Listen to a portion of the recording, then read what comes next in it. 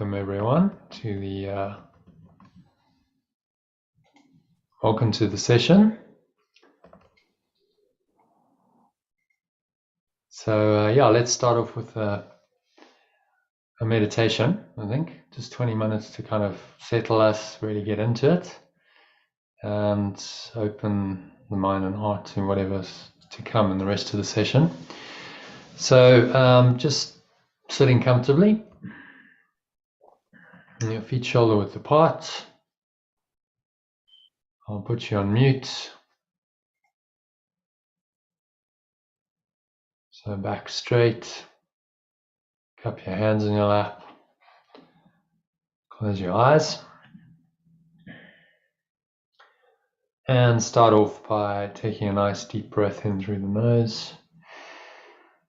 So breathing in, noticing how the stomach rises and the chest rises, a subtle flow of air in through the nostrils.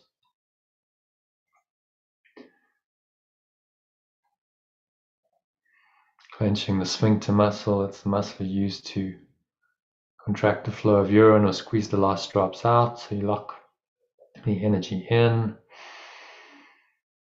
And just like you're drawing the energy up the spine into your heart center. Put one hand on your heart to connect with your heart space. Breathing into your heart. Bring your mind into the present moment just by focusing all your attention on the breath and on the subtle sensations of the breath. Another sip of air in, draw the life energy, Kundalini energy it's called in the Eastern tradition. You feel a little tingling rising up your spine into your heart center, and then up into your upper chest, your upper back, all the way up into the crown of your head. Pausing here at the top of the inhale. Now bring to mind any grievances that you're holding. Search your mind for people against whom you hold what you regard as major grievances. Someone has really hurt you, done something terrible in your judgment. And these might be quite easy to find. So you bring those to mind, then search your mind further and think of the seemingly minor grievances you hold against those that you like and even you think that you love. So if you're honest with yourself, it will become apparent that there is no one against whom you don't cherish grievances of some sort. A grievance is really anything that's not love. You might be feeling minorly irritated with someone. It can range to intense rage, anger, hatred, and so on. So observe all the emotions, the thoughts and emotions that come up. Notice how these show up physically in the body. So usually an emotion has a component in the body. You feel it somewhere, so notice where you're feeling it. Maybe it's a knot in your stomach, clenching of your jaw. These are subtle cues. At the extreme, anger can produce heat in the body, can produce very intense feeling that seems to want to project outwards. So just sit with it, whatever the feeling is, notice it, breathe into it. And as you breathe in, you create some space, some awareness around it. Surround this feeling, spacious awareness. And this begins the process of undoing it, dissipating it. And letting go of the misperception that you are alone. So if you have grievances against other people, you must believe that you are alone, that you're separated from them. So grievances create separation. They confirm to you that you are separate from everyone else, that you're a separate person, a separate body. They confirm your identity as a body, and they condemn you to what happens to bodies, which is death. So all in all, not a very good picture. So look at all of this objectively, breathe into it, and just be aware of it. Be aware of the thoughts and emotions without judgment. Now determine that you really want to see these people as friends. So whatever you're holding against them, you are willing and able to let go of it. Not sometime in the future, but right now. So exhale. And as you exhale out the mouth, have a sense of releasing these grievances like dark clouds just leaving you, blowing them away, the breeze of your breath into the nothingness that they really are.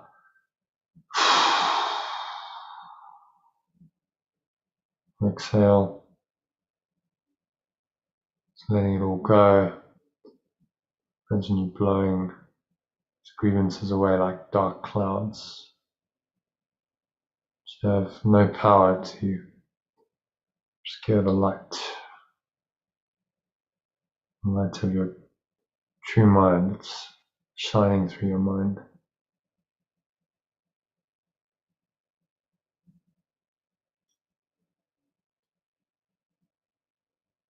Say to the person or people who came to mind when you thought of grievances that I want to see you as my friend so that I can remember you're part of me and come to know myself. Maybe you feel a subtle shift in your perception towards the person. Apply to anyone who came to mind. I want to know you as my friend, to see you as my friend, as my enemy, so that I can remember that you are part of me. We are one in truth, and come to know myself.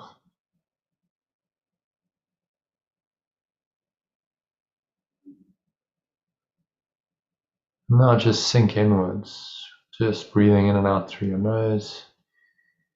Deep, slow, rhythmical breaths. Observe the subtle sensations of the breath in the nostrils. Notice how it flows in and out.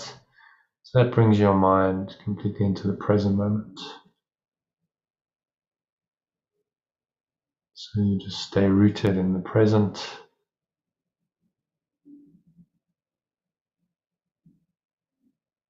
Now think of yourself as completely at peace with everyone and everything in the world.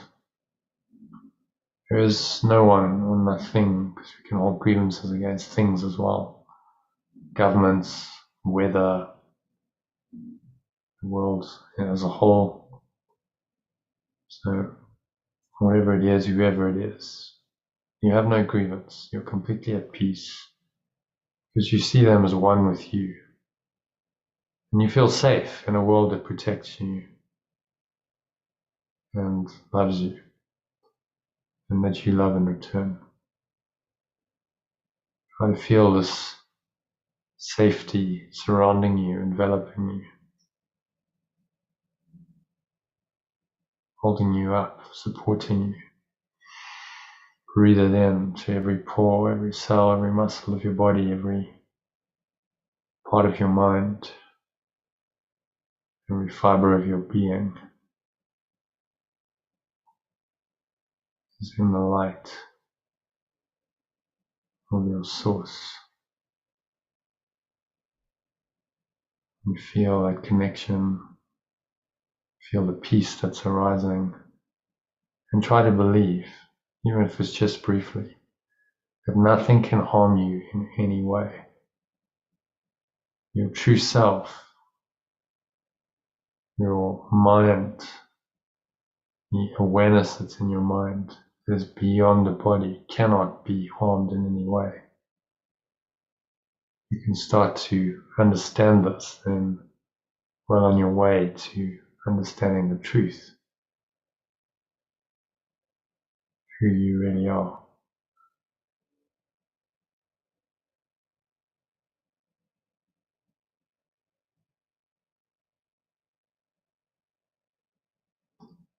So sinking inwards, deepening with the breath, breathing in and out through your nose. Just observe the breath flowing into the nostrils and flowing out of the nostrils.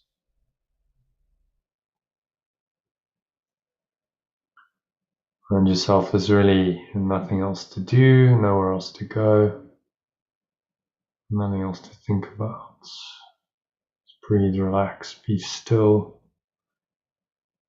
and surrender to the love that holds no grievances. Say to yourself, love holds no grievances. When I let all my grievances go, I will know I am perfectly safe. So sink into the safety. It's a deep peace within you that's beyond fear, beyond all attack thoughts, beyond any sense of being threatened by anyone or anything.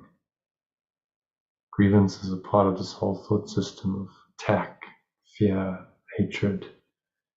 So you notice any grievances still lurking in your mind, bring them to mind, breathe into them, breathe light. If you visualize light well, you can imagine a golden or white light flowing into your body.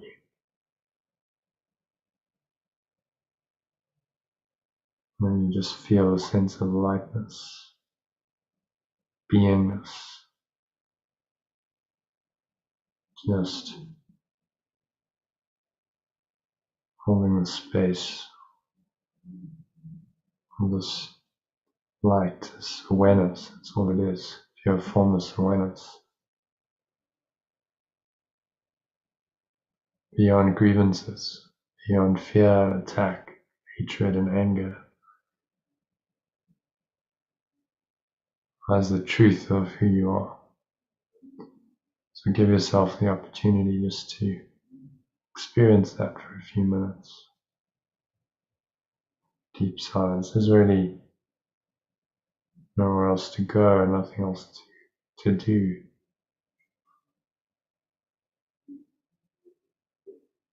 Just breathe, relax, and be still.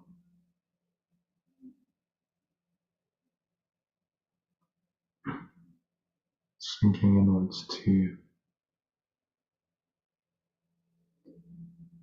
the love that holds no grievances. Nowhere else to go, nothing else to do, nothing else to think about. Just let this love arise, sink into it, going deeper and deeper with each breath. It's all encompassing. There's nowhere it's not. It's infinite, it's eternal. It envelops you, it encompasses you. And like you're just surrendering into it, like flopping into a beanbag. And it's just so ready to accept you. You just mentally and emotionally surrender into it. Relax everything. So let go and let God is another way of saying this. So just let go and let God release to the pure formless awareness of the love that holds no grievances for the next couple of minutes of deep silence.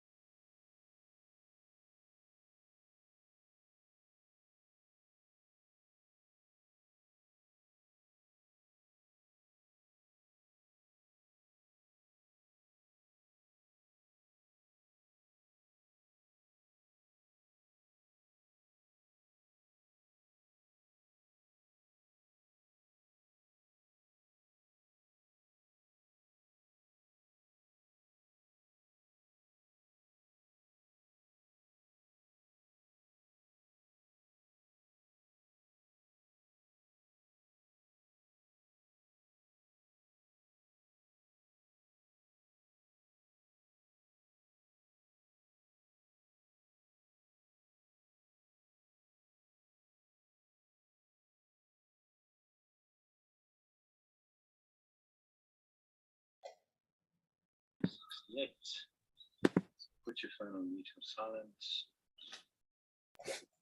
Gently coming back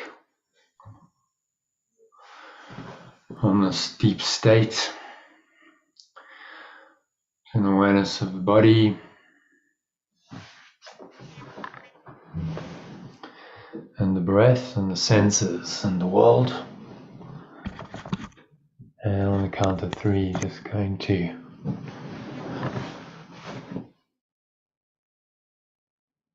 open your eyes. So 1, just breathing in,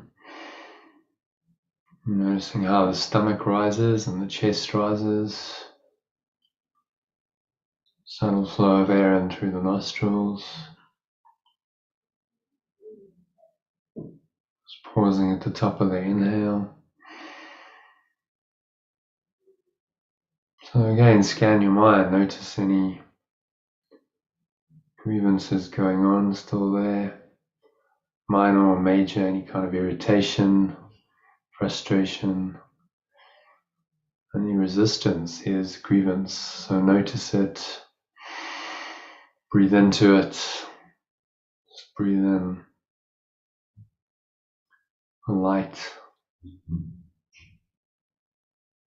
of your pure formless awareness and be willing to let it go now.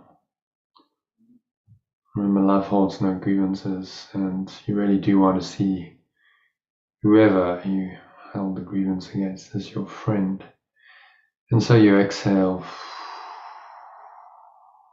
you just release the grievance like a dark smoke leaving your mouth, leaving your body, your energy system.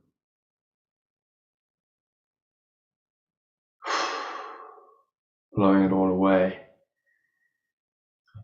The breeze of your breath to the nothingness it really is. Notice the air flowing out.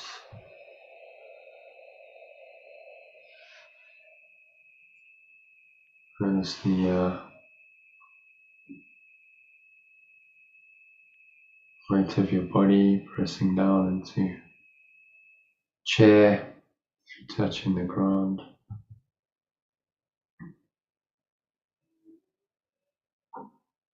Just blowing it all away with the breeze of your breath. Count of 2. Breathing in again. And notice any smell in your nose as you do that. Maybe there's a subtle taste in your mouth. And notice what you're hearing in the surrounding environment. Just noticing all these things from this very still, calm and surrendered state with no judgment. Notice how clear your perception is, how light you feel.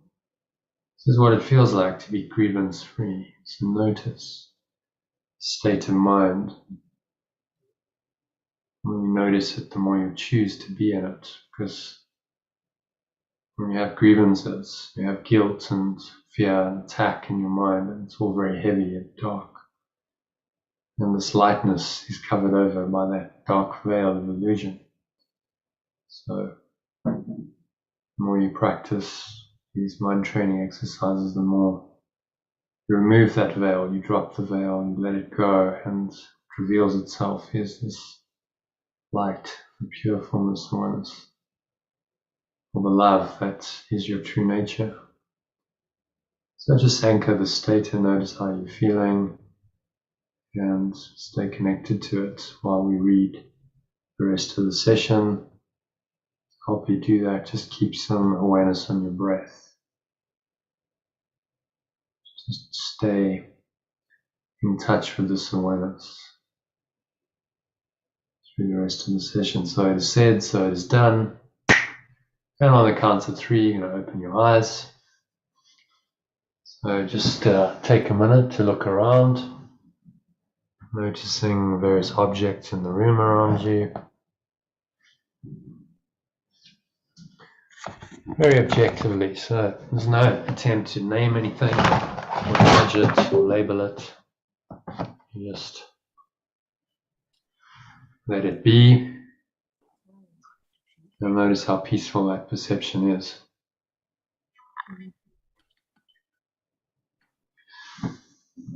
Okay, so that brings us to the end of the meditation. I hope you enjoyed that. Let's unmute everyone. Say hello to Kim. Hi, you Kim, and Lucy. Hi, Kim. Hi, everyone. Welcome, welcome. So I don't think you know Vanessa and Gary that joined us for the first time tonight from Aberdeen. So we have quite a Scottish contingent. Oh, and there's John. Yes. Oh, Wow, what a crowd. yeah, we got quite a crowd tonight. Eh? Mm. Yes. So yeah, anything to share, Kim or Lucy? Kim, are you okay if I go? Yeah, please go ahead. It's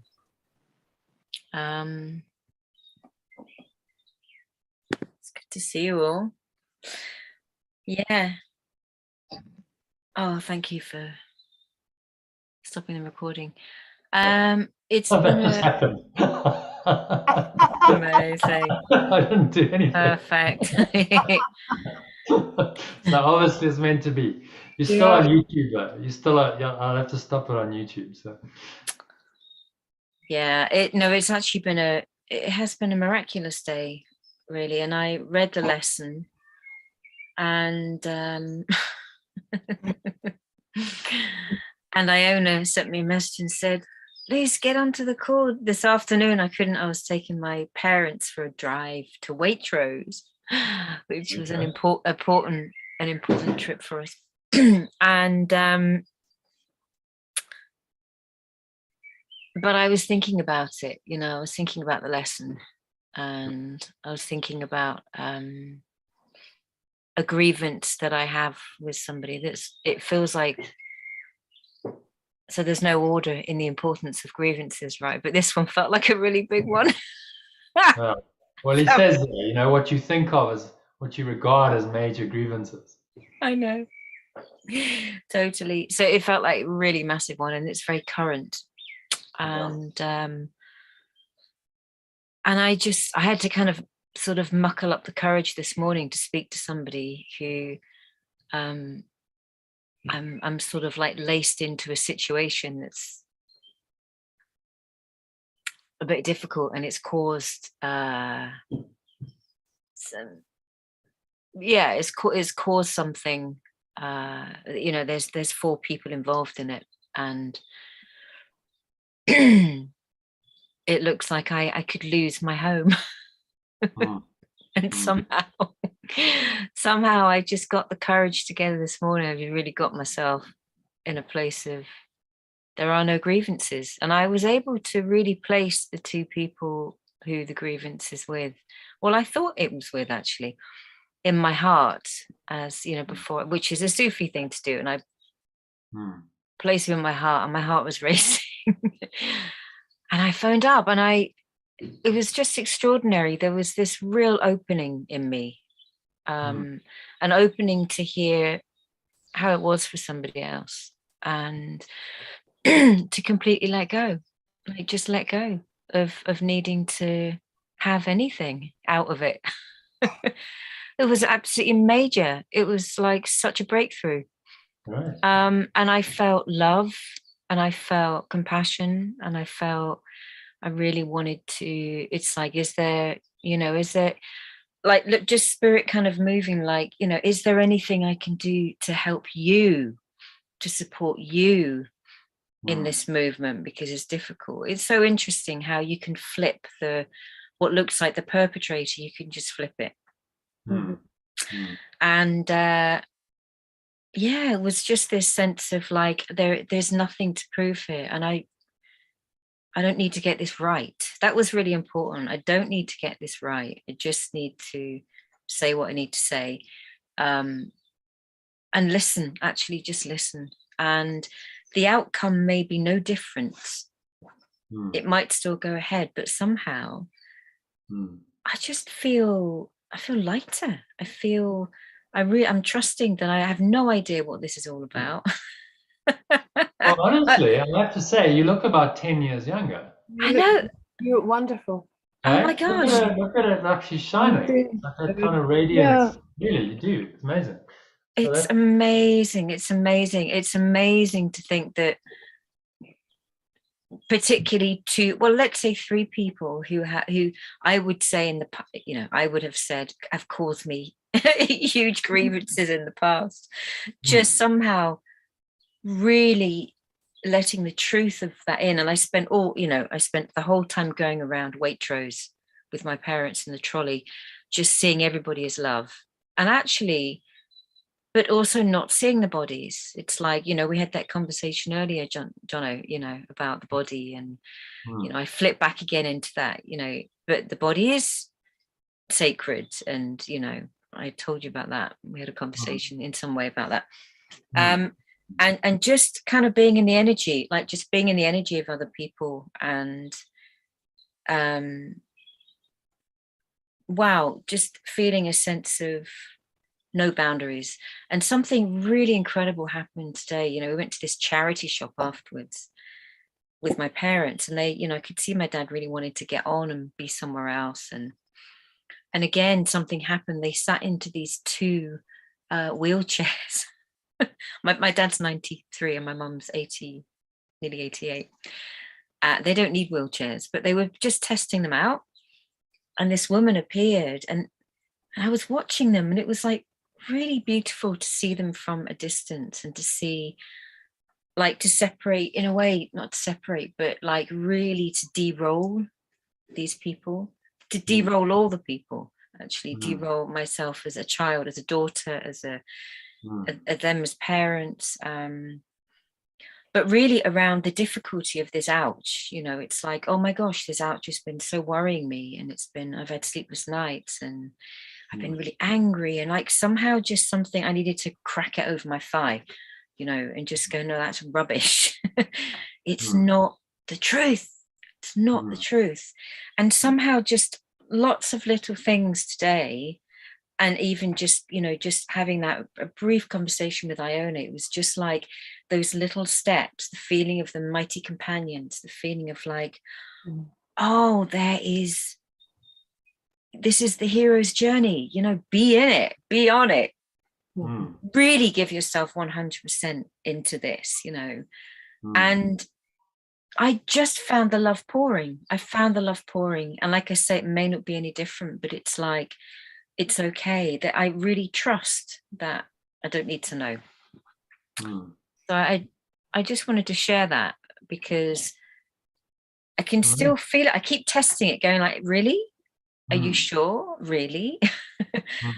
And it is, just the way things are at the moment. It's like, wow, there's so much learning in having what feels like a grievance for somebody.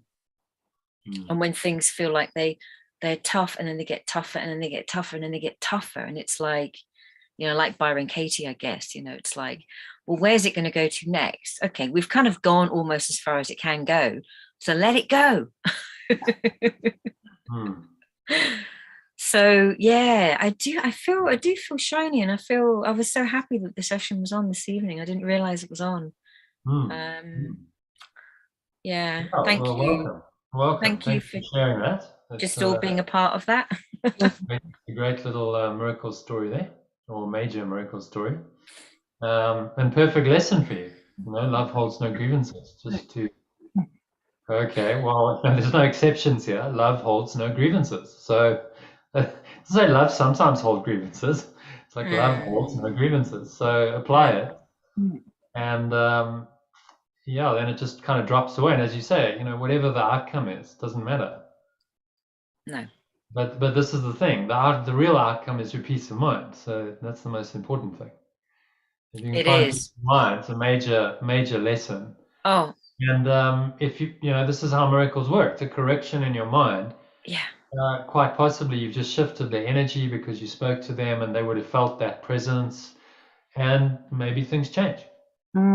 It doesn't play out as it was on the same egoic trajectory, and things change on the level of form, because that's how miracles work. It's a change of mind. The change of heart leads to the change of changes Yeah. the circumstances. Yeah. But the point is, it's not up to you to control that. That's the nature of the miracle. It's not like, oh, I'm doing this because I want the outcome. No, you're No. doing it because you want to let go and you want to be peaceful and you want to see your Oh, brothers as they truly are. And the outcome and the level of form is kind of irrelevant. It's like, okay, whatever it is, it will be.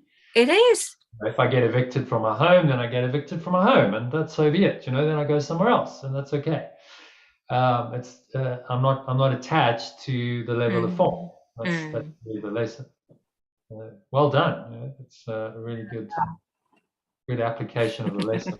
Wow. And you do, honestly, you look, I mean, doesn't she look like at least 5 years old? Yeah, it's glowing. Just like shining. Yeah, you can see. Amazing. Mm. And so that, you know, that's just the outcome of dropping grievances. It's You that just release simple. all of that stuck energy. Yeah. Yeah. You release the There's block, and then you know, love, which is really the presence of life, the life Yeah. essence, just Yeah. flows through, and it shines through you, because that's what enlivens the body, and you see it very, very clearly. It's interesting on the retreats that I've done. You see that the shift in a few days. Like, people come in, and often there's quite a heaviness, and you know, and then at the end of it, 4 days, 5 days, however long it is, you just see like, oh wow, you know, they've just lightened up completely, and it's like they like look 10 years younger over 4 days. So as John was saying, we should bottle this and sell it as anti-aging remedy, the elixir of eternal youth. However, the catch is you can't just sell it in a bottle. You have to do it in your mind. I think that, you know, yeah, you know, that piece I sent the thread, David Hoffmeister, you know, that also came for me this morning, and it was like, oh my goodness, that's it. If I accept that my perceptions are incorrect, that I just haven't got them right, you know, it's screwed up. If I can really accept that, then there's space for what is really true. Actually, you know, there's space for, it's like, okay, I'm not doing this the way that I need to do it, but you know, give me the what is it? Oh, the heart opens. Oh, okay, and now there's space for something. Oh, now I need to approach that grievance. It's something about just accepting that the perception is incorrect, and that the ego is just trying to run the show and have a foothold with a perception. It's sort of like, wrong. You see, you have to go, well, this is just totally wrong. I got it all wrong. yeah. Otherwise, you go, well, actually, no, I'm right. And so if I'm right, then I don't change. I carry on in the grievance. So it requires the humility to say, yeah, I have a fundamental problem. Just to summarize that talk, because I've listened to it before. Really, it's this key principle is we have a major perceptual problem. All of our problems in this world are perceptual problems. And the perception is that this world is real. The problem. We all believe that this is real, that we're already here, that we're human, and that our interpretation then of the situation from that perspective is correct. Oh, look, this has really happened. This has really happened to me. Now the grievance is justified. And that's all a perceptual problem. The problem is not out there. The problem is in your mind, as to how you perceive it. And he's saying, you know, this is the one thing you need to do, because if you accept that you have a major perceptual problem, we're effectively, you know, misperceiving everything because we're seeing falsely, then you can accept the correction that actually I'm just getting this all wrong and I need to change my mind. But if you think you're right and you don't have a problem, then how can you heal? You can't. You know, so if you look at in the recovery movement, the Alcoholics Anonymous and then Narcotics Anonymous and various other Gamblers Anonymous, they all start with the fundamental premise of, okay, I accept I've got a problem. That's the start of the healing. Because I have to acknowledge that in order to change anything. If I don't accept I've got a problem and I just deny it, then I'm not really healing the problem. That's just denial. And we'll go into this in today's text. Actually, it's quite a good intro, because he talks about the unhealed healer and these kinds of issues of, you know, there's some advantage to bringing nightmares into awareness, but then only to realize that they're not true. So you got to like look at it and say, yes, I see it's a problem. I've created a nightmare for myself, but oh, thank goodness it's not true, and so I can release it. So there's a process to it. There's a process of healing, and he talks about the unhealed healer, which is how not to do it in today's text reading. Okay, so anything else to share, Lucy? You good? No, it's just really good to see you all. Yeah, good to see you too. And Welcome. great to see my beloved friends in Finton. Yeah. At Yeah. home, my next door neighbours. On the sofa. Again. Definitely. We never go anywhere else. That sofa is going to have some really good energy if it ever gets sold to someone. It's going to be like, oh wow, the sofa is like the feel-good sofa of the century. So, Kim, welcome. We haven't seen you for a while. Anything to share? Oh, no, nothing like Lucy, hey? Oh God, I'm so sorry. No, not at all. No, it's wonderful. I think when I was just doing the lesson, I felt at least I can feel that I didn't feel a strong pain of grievance, which I found quite positive. Although I think in the lesson it doesn't matter if it's strong or not, if there's something there. But yeah, so it wasn't really like. I think that's the only thing I can think of that came up for me. But other than that, yeah. I traveled this week. I went up to Namibia and Windhoek, which is it was for work, for business. So I didn't really do much sightseeing, but I do feel it's quite a peaceful place. Yeah, it's like kind of quiet and it feels more chilled and peaceful and Been there, it's nice. yeah. So I don't know if that's anything miraculous to share, but it does help to change, like maintain a state of kind of more calm and peace. You just get the sense from the people and just out and about and on the street, and yeah, that was good. Yeah, well, so you can see peace everywhere, but some places it's easier than others. No, for Joburg is sure. not the easiest place necessarily. So it just requires a bit more vigilance in some places. But that's the beauty of going somewhere else, is you can sometimes just relax into that and say, oh, okay, I can just, experience the peace and really feel that and enjoy it. Yeah. The time out from the busyness that we've created in this world. Okay. So anything else? I think everyone else we had a session this afternoon. So Vanessa, Gary, anything you want to share? Yeah, I found it really quite strange. I had to actually stop halfway through. I don't know if there's a cat as well. I don't know if it's connected with what was being said or just how I was feeling, but probably the only way to describe it is I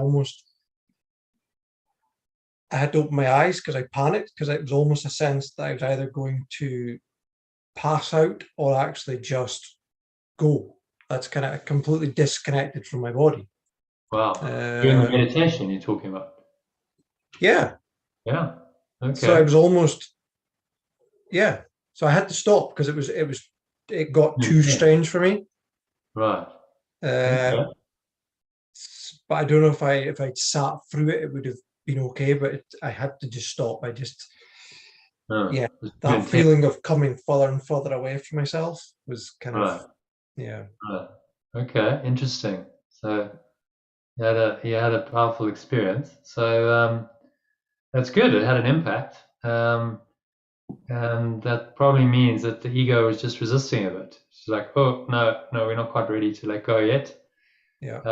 And that's okay. You're just diving in first time, so just go with it. But you're obviously open to to some kind of shift and transformation because it had an impact.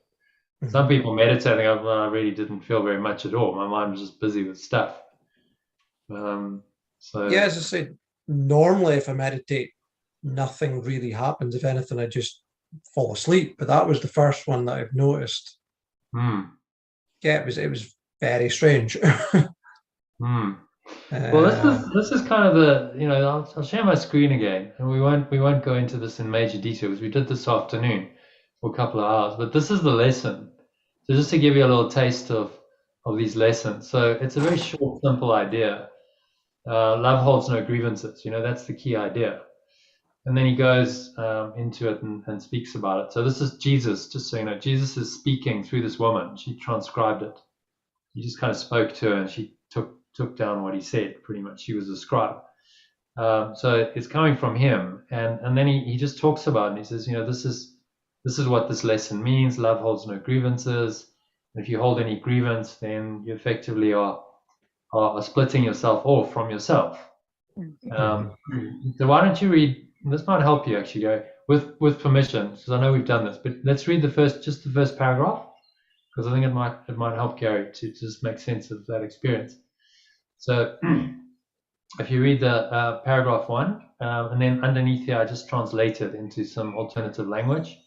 So you can read that, and we'll unpack it on the second run through it. Can you see the screen okay? Oh, you read. Are you wanting me to read it? Sorry. Yeah.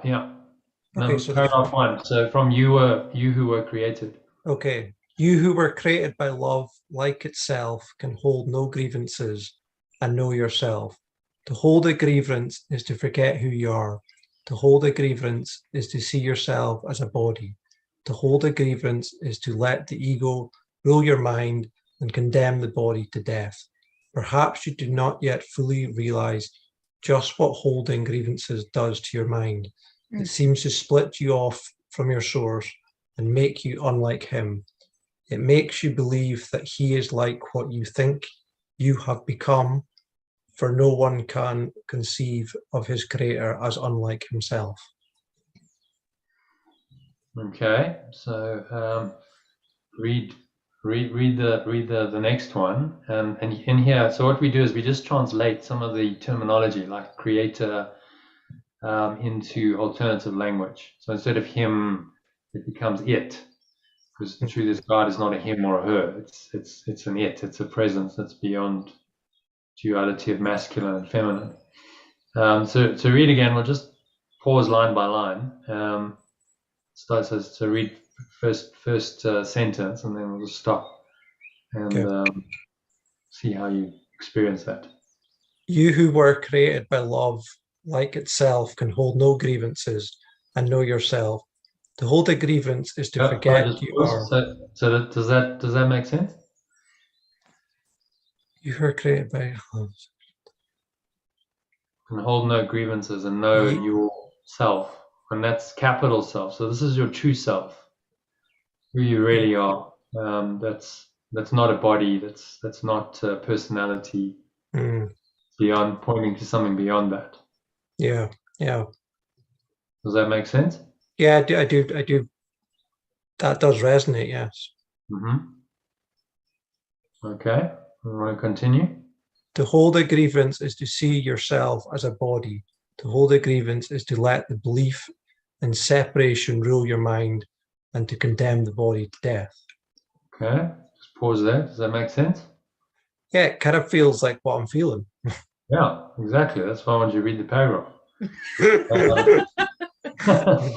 It's very appropriate. So you felt almost like the fear of death coming upon you, did you, when you were in the meditation? I wasn't.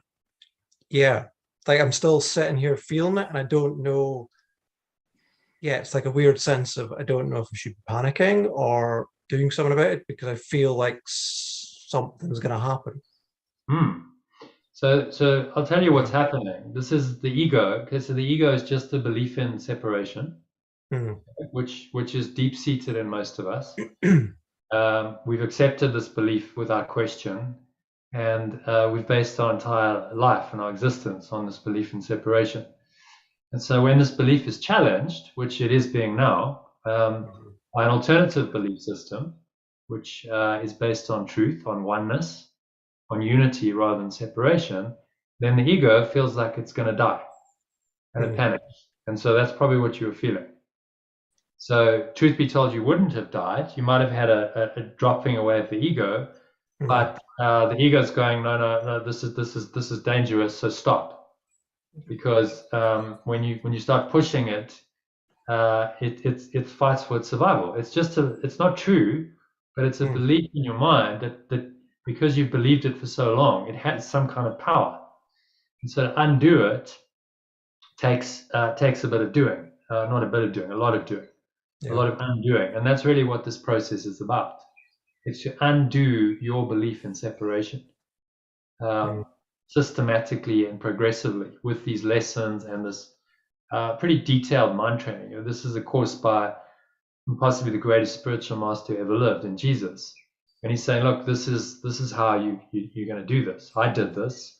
I know how to do this. Follow this course, and you will undo your ego. Like really undo it, not just pretend you're going to undo it.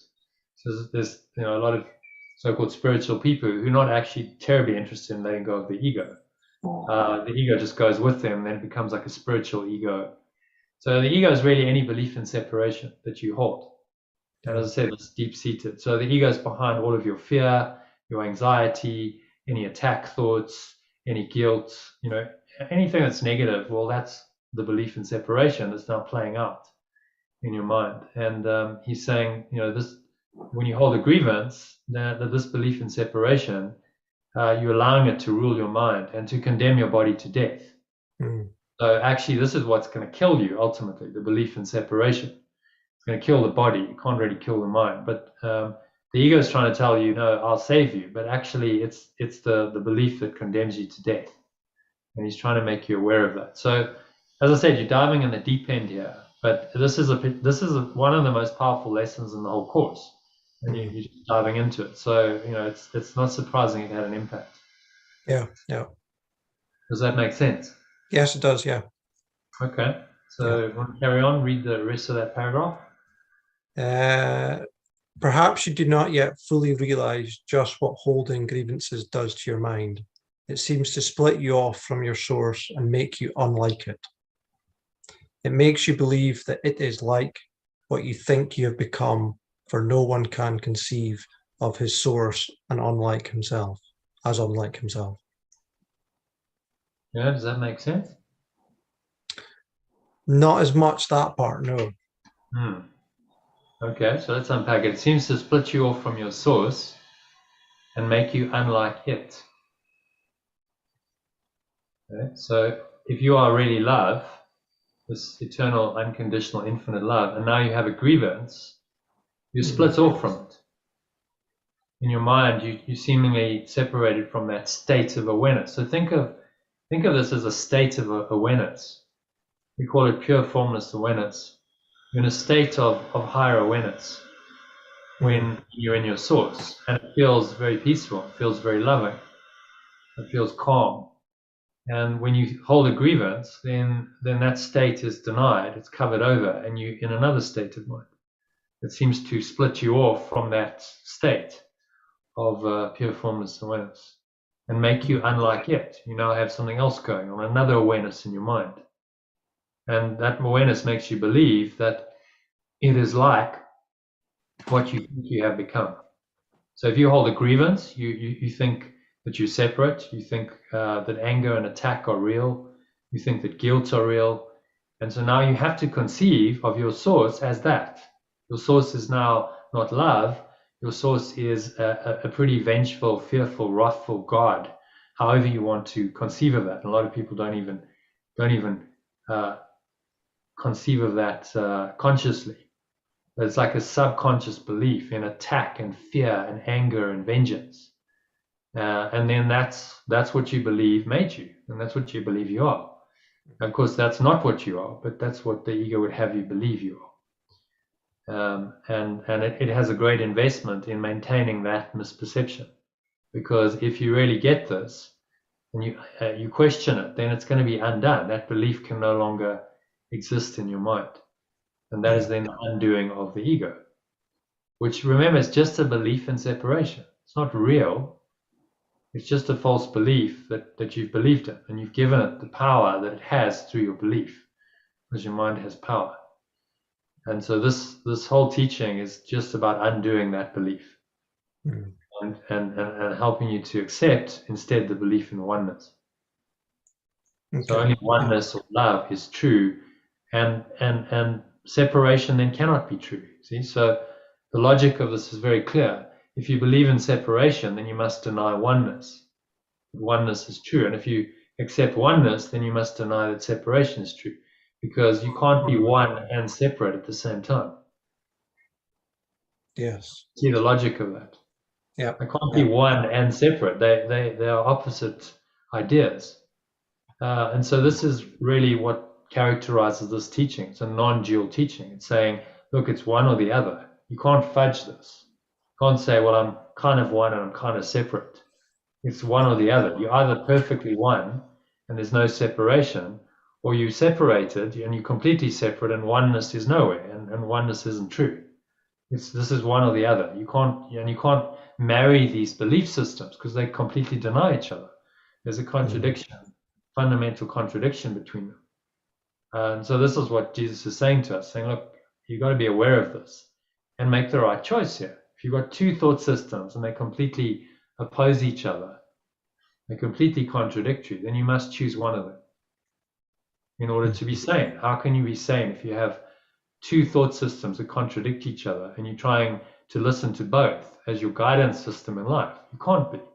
You're going to be very confused, because one part of you is going to be telling you to do this, the other part of you is going to be telling you to do the opposite. So love or oneness tells you, unite with your brothers, be kind to them, be generous, be grateful, these kinds of things. And separation says, no, fear them, get upset with them, be angry with them, attack them.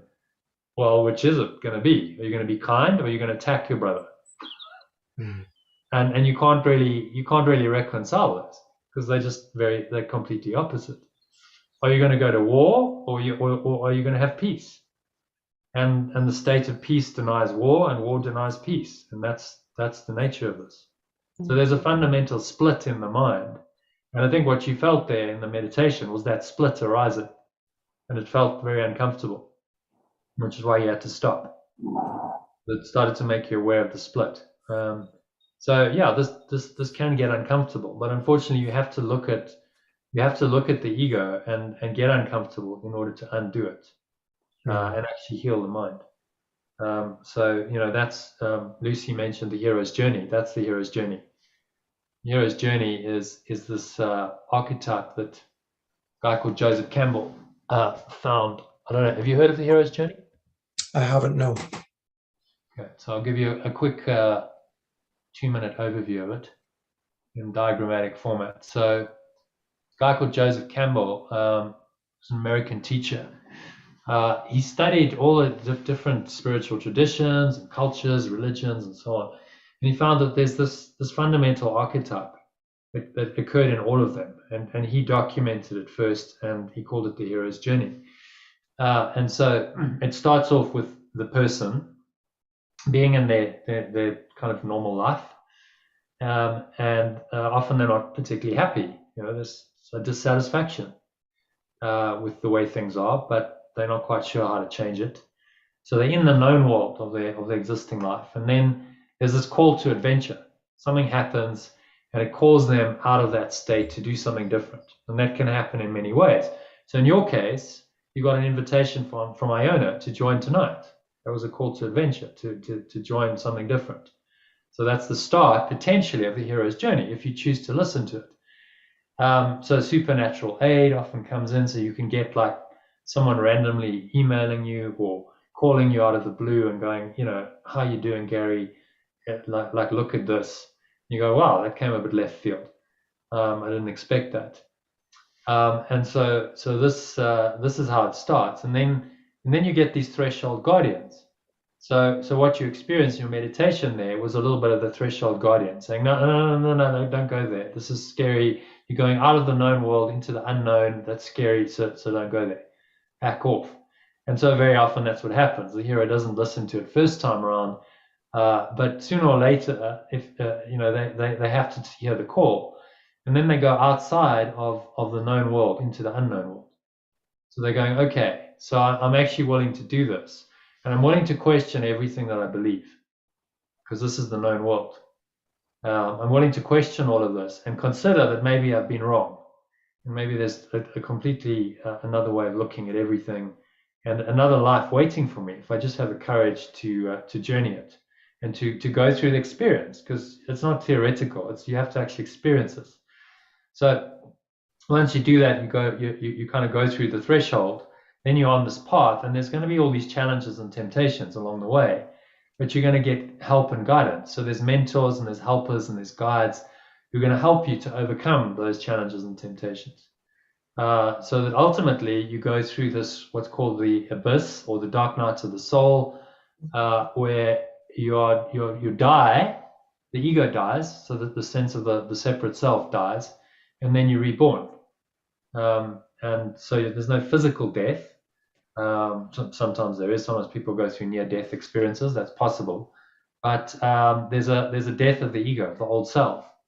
And then you come out of that, and there's been a transformation. It's a shift, fundamental shift in your attitude, your perception, your understanding of yourself, of life, and you find that you're much more at one. So atonement is actually, we pronounce it as at one-ment.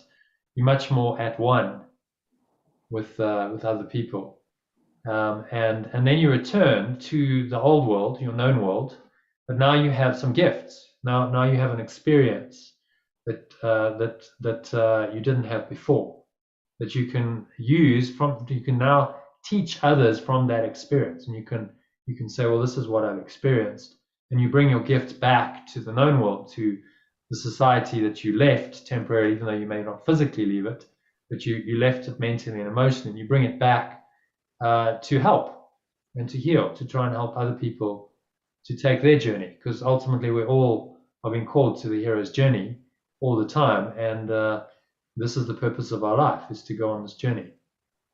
So that's it in a nutshell. So tonight can be the start for you if you wanted to. It's a call to adventure, and the adventure is really the adventure of discovering who you really are. That's the true adventure. It's not going anywhere physically. Sometimes that happens. You travel to other places, see different things, have different experiences, but it's really the call to, well, who are you really? Who are you underneath, the illusions of yourself? And that's the hero's journey. And so the archetype is this is true because it's what we're all here to do. We're all here to learn who we are, ultimately. And the hero is simply the person who accepts that and is willing to go through the journey with help and guidance. So this course and program, it's really just an invitation to say, well, journey this, and you're journeying with mighty companions. There's other people who are on the journey, who've been through it, who've understood it, and it's a very kind of loving, caring, nurturing space to do it, because it's not an easy journey to face all of your demons and your challenges and overcome them. But that's why it's the hero's journey, because it does require courage and the willingness to really step up and go beyond the known world into the unknown. So I hope that makes some sense. But if it doesn't, then continue on, because it'll start to make more sense as you actually experience it. You go, oh, okay, I see what's happening. Okay, so actually the archetype is correct. This is the journey. And it's just helpful to know that it's there, and you're not the only person who's experienced it. It's very common. In fact, this is the foundation of pretty much every Hollywood movie. They base it on the hero's journey. So if you've seen The Matrix, there's many movies. Matrix, any of these epic movies, Star Wars, Lord of the Rings, they're all based on the hero's journey archetype, and we enjoy the movie because it speaks to a part of us. That's really the key. So yeah, welcome. Hopefully it's the start of a hero's journey for you, and we're your mighty companions to help you on that, if you want that to be. Of course, it's ultimately your choice, but if you feel like something needs to change, then that's the start of the adventure. Okay. So that's it's a little bit of a review for everyone. So apologies for those who've heard that before, but it was useful to hear it again. So shall we have a look at the text then? Let's go into the text reading. So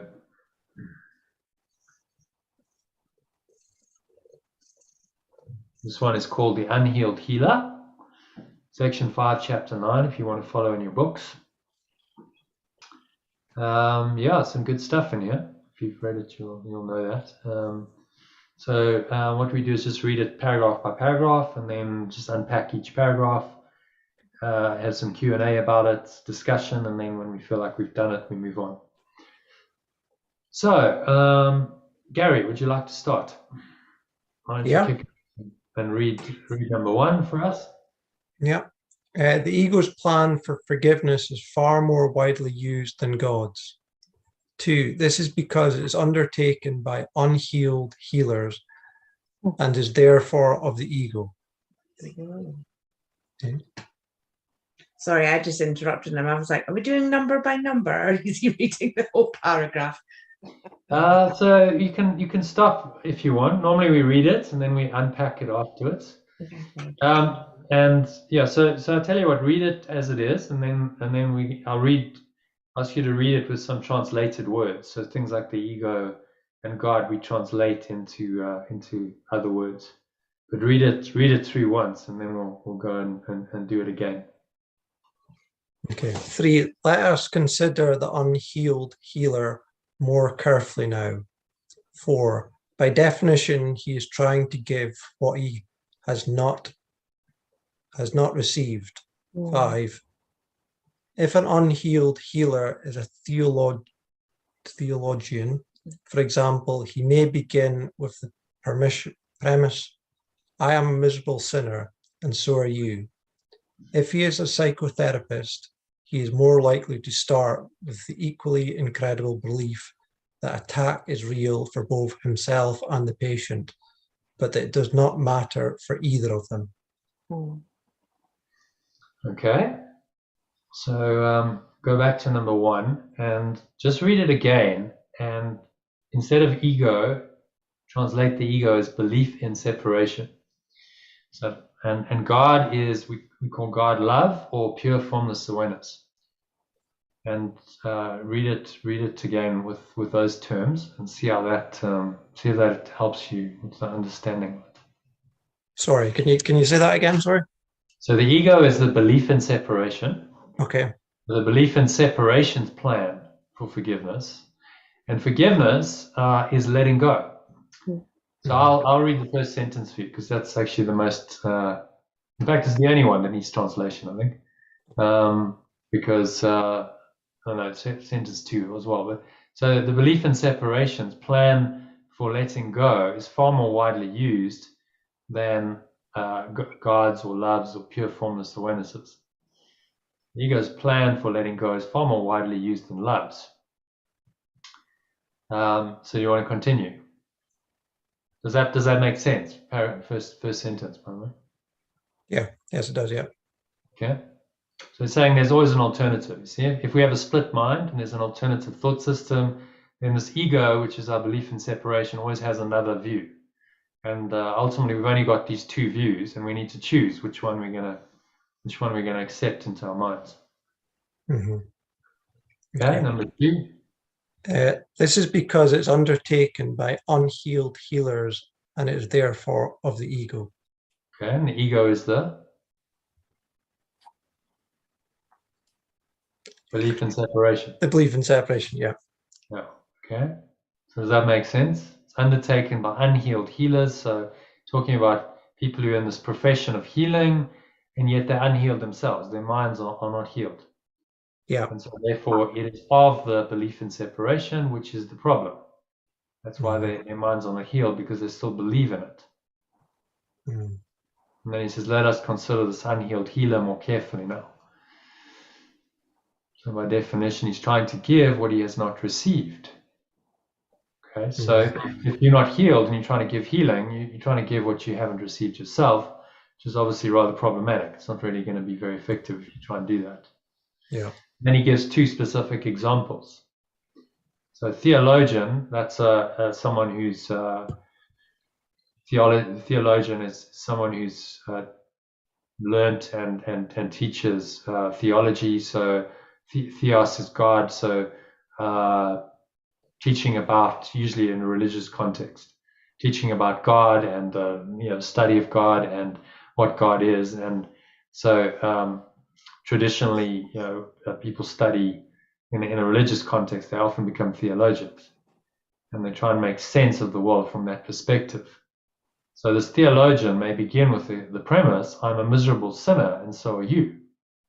Okay, well, if you're familiar with a Christian church, which you probably are, this is the premise of a lot of people who believe in this thought system. That, I'm a sinner, I'm born into original sin, and so are you. So he's just highlighting this belief, which ultimately isn't true, but that's what the theologian believes. And then he goes on to say if he's a psychotherapist, he's more likely to start with the equally incredible belief that attack is real for both himself and the patient, but that it does not matter for either of them. So saying this is an incredible, in other words, unbelievable belief that attack is real. But then the psychotherapist says, well, attack is real, but it doesn't matter for either of them, which doesn't make any sense. But he's going to unpack this. He's going to unpack this as we go through this text and explain what he means. Okay, so do the examples make any sense for you? Yeah, they do. Yeah. So he's giving us two examples of the unhealed healer, because often it's useful to learn by example rather than just theoretically. Okay, Yeah. so can you summarize that paragraph for us? What's he saying there? As you say, that unless you've been healed yourself or have gone through it, then you can't be a healer for anybody else. You know. Yeah. Very good. Yeah, that's the key thing, and the corollary to that is that there's this ego, the belief in separations plan for forgiveness or letting go is far more widely used than God's. So unhealed healers are using this plan of the ego, of the belief in separation, to try and undo it, and of course it's not going to work. And so he's going to tell us exactly how this plan works so that we don't fall into the trap. Okay, so well done. So let's ask Vanessa, do you want to read number 2 for us, please? Yeah.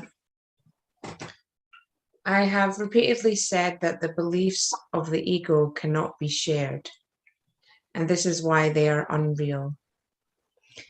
How then can uncovering them make them real? Every healer who searches, fantasizes for truth must be unhealed, because he does not know where to look for truth, and therefore does not have the answer to the problem of healing. Okay. So any thoughts on that?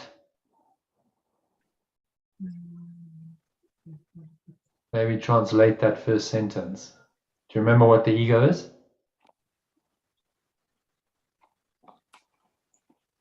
Go and tell me again.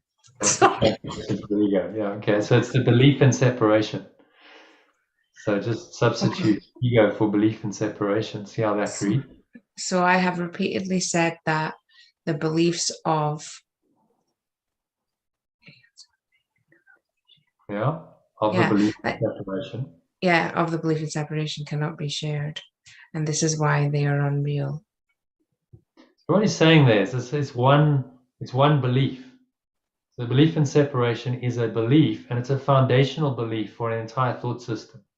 There's various other beliefs that come from that, but that's the premise of the ego, that the separation is true and real, and then everything follows from that. So if you believe in grievances, for instance, you believe someone can really attack you, can hurt you, you're fearful, that's all a product of the belief in separation. So it's a corollary belief, a follow-on belief from the one belief in separation.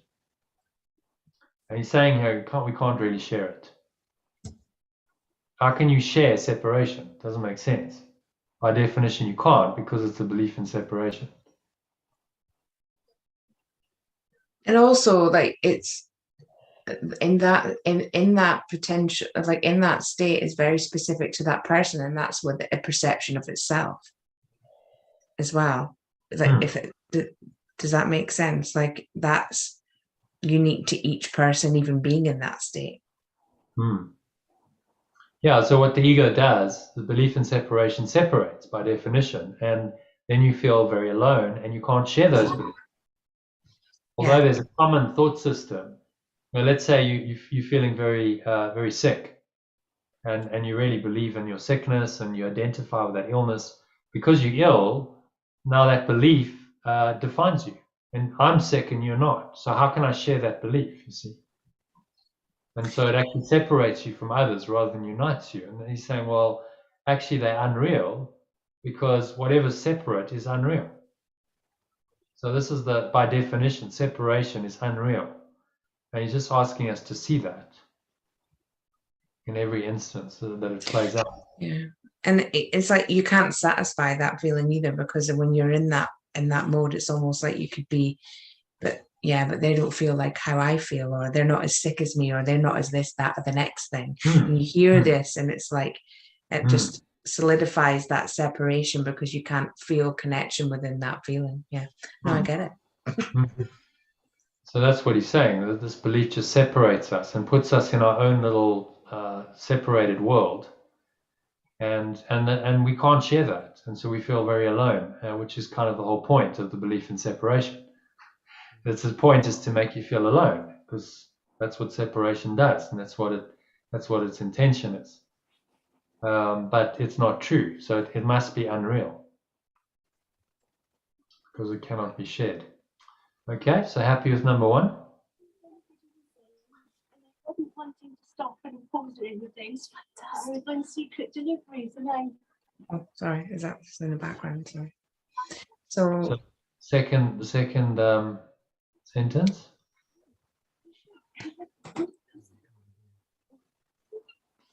How then can uncovering them make them real? Every healer who searches, fantasizes for truth, must be unhealed, because he does not know where to look for truth, and therefore does not have the answer to the problem of healing. Okay, so does that make any sense? Yeah, because I think before that you have that inclination of you're searching or fantasizing for truth, you have to maybe, well, are you experiencing it from a place where there's the absence of truth? So we search fantasies. It's not fantasize. It's a noun, not a verb. We search fantasies for truth. So what he's saying is, if we're looking in a fantasy for truth, we're not going to find it there. come on, get on the camera. Guys, can I introduce Donna? Oh yeah, okay, by all means. That's my door, our door. Okay. And amazingly, there's Lucy. Look. Yeah.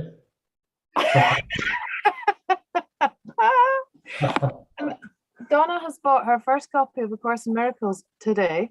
Wow. Oh wow, okay. This is Jonathan Quill. Very nice to meet you, Donna. A very amazing Course in Miracles teacher. I think it might be Jonathan Blessings that I connected with online, actually. When? It'd be last year. Didn't carry the course through what was online, and I was struggling with the screen, so I finally found the book today. I've just been reading about it earlier on today as well.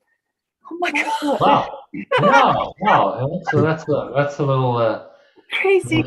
That's just divine. That's amazing. And I don't know, maybe you've met Vanessa and Gary when they've been up here in Findhorn, frequent visitors. Blessings. Hello. Yeah. I don't think we have met. No. Yeah. Amazing. Fantastic. Please don't let me interrupt, honestly. Can you sit and listen? This is an amazing lesson. It's called The Unhealed Healer. Yeah. Divine timing. Come, can we all have to squeeze up on this divine sofa so we're all. That's it. Yeah, you're most welcome, Donna. And if you've just bought a copy of the Course in Miracles today, then it's all perfect. Spirit's just gone, okay, you're going to dive straight in. So we're just diving in. This is chapter 9, section 5 of chapter 9. But this thought system's holographic, so just you kind of get into it and you start getting that he's really saying the same thing over and over and over again in different ways and different, just helping us to see how this this ridiculous belief in separation actually works, how cunning it is. And so once we know what it's doing, then we can be vigilant and we can undo it. So this is another lesson in not being fooled by some of its strategies. So where were we? Number 3, every healer who searches fantasies for truth must be unhealed. Does that make sense, Vanessa? Yeah. Because if you're looking in a fantasy, which by definition is not true, for truth, then you must be unhealed. Because he does not know where to look for truth. So it's like you're looking in the wrong place. Yeah. You look in the wrong place, you're never going to find it there. And therefore does not have the answer to the problem of healing. Yeah. So you desire healing, but you keep looking in the wrong place, and that's very frustrating because you're never going to find the healing that you actually want. So this is the belief in separation is trying to get you to believe, to look into its belief to find the answer, and say, well, look here. I mean, isn't that just this classic distraction? Look here for the answer, and look where you're never going to find the answer. And so, of course, you're never going to find it, and you find it very frustrating that you just can't find the answer because you're looking in the wrong place. So this is about redirecting your attention to start looking in the right place. Yeah. Because there is a place that's within you where the healing is, where the healing lies. It doesn't lie outside of you. It doesn't lie in the world. All of that is fantasy, as he said. It's illusion. It's made up by the ego to convince you that that's real and that what is within you is not real. That's really what's going on here in this world. And so it's all a massive distractive device to get you to focus on the external. And you remember Lucy said, well, David Hoffmeister's thing was, he's a very well-known Course teacher, by the way, Course in Miracles teacher, was that you have one fundamental problem, and that's a perceptual problem. If you perceive that a fantasy that is not true is true, you have a fundamental problem, don't you? Because you're just not seeing anything truly there. You're believing what's untrue. And so this is what he's saying. We must accept we have this fundamental perceptual problem, and then we can start finding the answer to the problem. But if we think that we know the answer and we're looking in a place where the answer isn't, then we're doomed to be forever frustrated in our efforts to heal and be healed. Well, that's really what he's saying in this paragraph. Okay, happy with that, everyone? Yeah. Yeah. All right, moving swiftly on then to number 3. Why don't we ask Donna to read that? Oh, yes, certainly. Verse 3. There is an advantage to bringing nightmares into awareness, but only to teach that they are not real, and anything they can contain is meaningless. 2. The unhealed healer cannot do this because he does not believe it. All healed healers follow the ego's plan for forgiveness in one form or another. If they are theologians, then they are likely to condemn themselves, teach condemnation, and advocate a fearful solution, projecting condemnation onto God to make him appear retaliative and fear his retribution. What they have done is merely to identify with the ego, and by perceiving what it does, condemn themselves because of this confusion.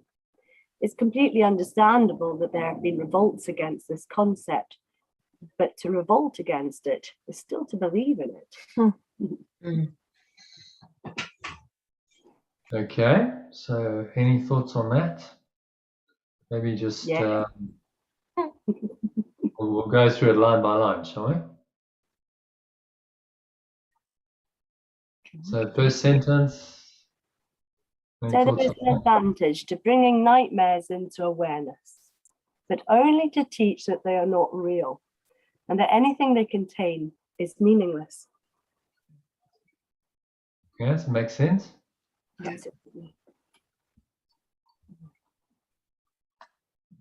So it kind of follows on from yesterday's reading, which and you probably haven't read, most of the people here, but we discussed this yesterday. We were talking about the ego's plan of forgiveness is to see error clearly, and then to try and overlook it. And now he's kind of clarifying, saying, well, there's an advantage to bringing these nightmares into awareness, but only to teach you that they're not real. Anything they contain is meaningless. So don't go, well, I'm going to see them clearly and then try and let them go. Simply be aware of them and say, this is meaningless. This means nothing. It's not real. Because then you overlook it from the start. But if you make it real in your mind and in your perception, then it becomes impossible to overlook, which is the ego's plan of forgiveness. The belief in separation wants you to see error clearly and then try and let it go, which is never going to work. Whereas the Holy Spirit, or the awareness of oneness, as we call it, simply says, like, none of these nightmares are real. So whatever you're dreaming, it's just a dream, it's a nightmare, and it's not real, and you can awaken from it. Fortunately, we've all had that experience where we've had a nightmare, sleeping at night, and then you wake up and you go, oh, thank goodness, that was only a dream. So, in the same way, how do we know this isn't just another version of a dream? Jesus actually says at some point, how do you know you've really woken up? How do you know you're not just in another version of a dream? Just a seemingly more real version of the dream.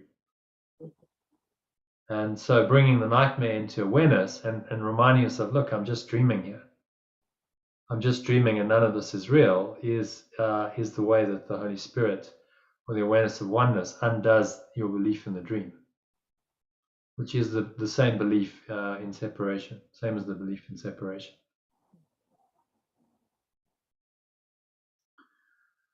Okay, happy with first paragraph, first sentence? Yeah. Okay, number 2. Just read this second. Certainly. So the unhealed healer can't do this because he does not believe it. Which makes perfect sense. Because the unhealed healer still believes in the reality of this world. Absolutely. Cannot teach that they are not real. Still wants to believe that they're real. Okay, so number 3, and then just translate the ego as the belief in separation, and forgiveness as letting go, and see how that works for you. So all unhealed healers follow the ego's plan for forgiveness and for one another. The belief in separations, yeah. If you substitute ego for belief in separation, so does it all unhealed follow the belief in separation for plan? Yeah. For plan for letting go. Yes, for letting go. Yeah. In one form or another. Yeah.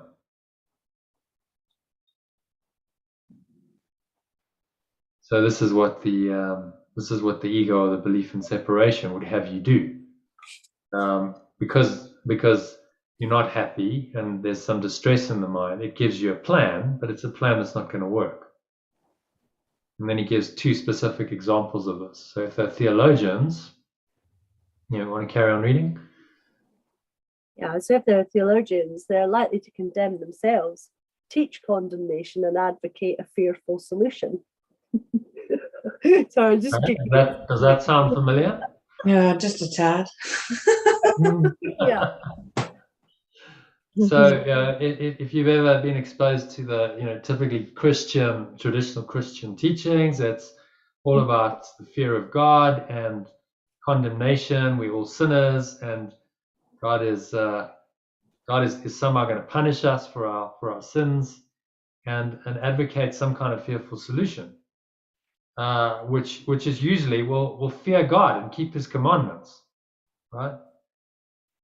But any fear is not the solution, because fear is just a belief in separation. So to be separate from your so-called source or creator is not a solution, it's the problem. So it's not really a solution at all. Definitely not. And I think when And then we he goes on to explain it. So do you want to read number 5? okay, so projecting condemnation onto God, they make Him appear retaliative and fear His retribution. Okay, does that make sense? Absolutely, the entire statement's just complete separation. Self, complete separation from the energy that fuels us. Yeah. So if we believe in condemnation and we project it onto our concept of God, and then God must be retaliative. So speaking, well, we talked about this lesson, kind of connects in nicely with this, doesn't it? That you cannot believe, makes you believe that He is like what you think you have become, for no one can conceive of his creator as unlike himself. So you can't believe in condemnation and retaliation and attack and this thought system without believing that your creator must be like that. Your source must be like that, which is what he's saying here. So we project it onto our concept of God, and we create a very fearful, vengeful, wrathful God as a result of our own belief in condemnation and guilt and attack. And that now becomes our concept of God. So we've created God in our own image then. And it's a false God, because this isn't the God of love or truth at all. And then we fear the retribution. So just I'm going to give you a little dive into, with the permission of those who've seen this diagram many times, I'm going to give you a little dive into this particular. This is an email, by the way, that I send out every day with some mind training material. So this is what I wanted. So this is the course manual that we used in the sort of introductory 6 weeks. And this is a diagram that explains the metaphysics of the course in one sort of quite clear diagram. I hope it's clear anyway. So he talks about the idea of separation, which is the ego, which creates a sense of an individual self, which is a separate identity named. And then because we feel like in order to have this sense of a separate self, we must have destroyed God or love or oneness. We have this terrible guilt. And this is really where the problem starts. Because in order to have our separate existence, our separate identity, the price for that is guilt and this idea of sin and guilt, which are then at the foundation of the ego, this belief in separation. And the guilt does various nasty things to the mind. So we feel like we're guilty. We feel like we're gonna be punished. Fear is a logical outcome of guilt. So we now have a false expectation of punishment that appears to be real. That's what fear is, and we must project that onto this concept of a fearful, wrathful, separate, and vengeful God that is going to attack us and punish us for our apparent sin of destroying Him. Except doesn't make any sense, does it? You see the flaw in the logic. Because how can God come be attacking you and punishing you if you've destroyed God? Impossible. It doesn't make any sense.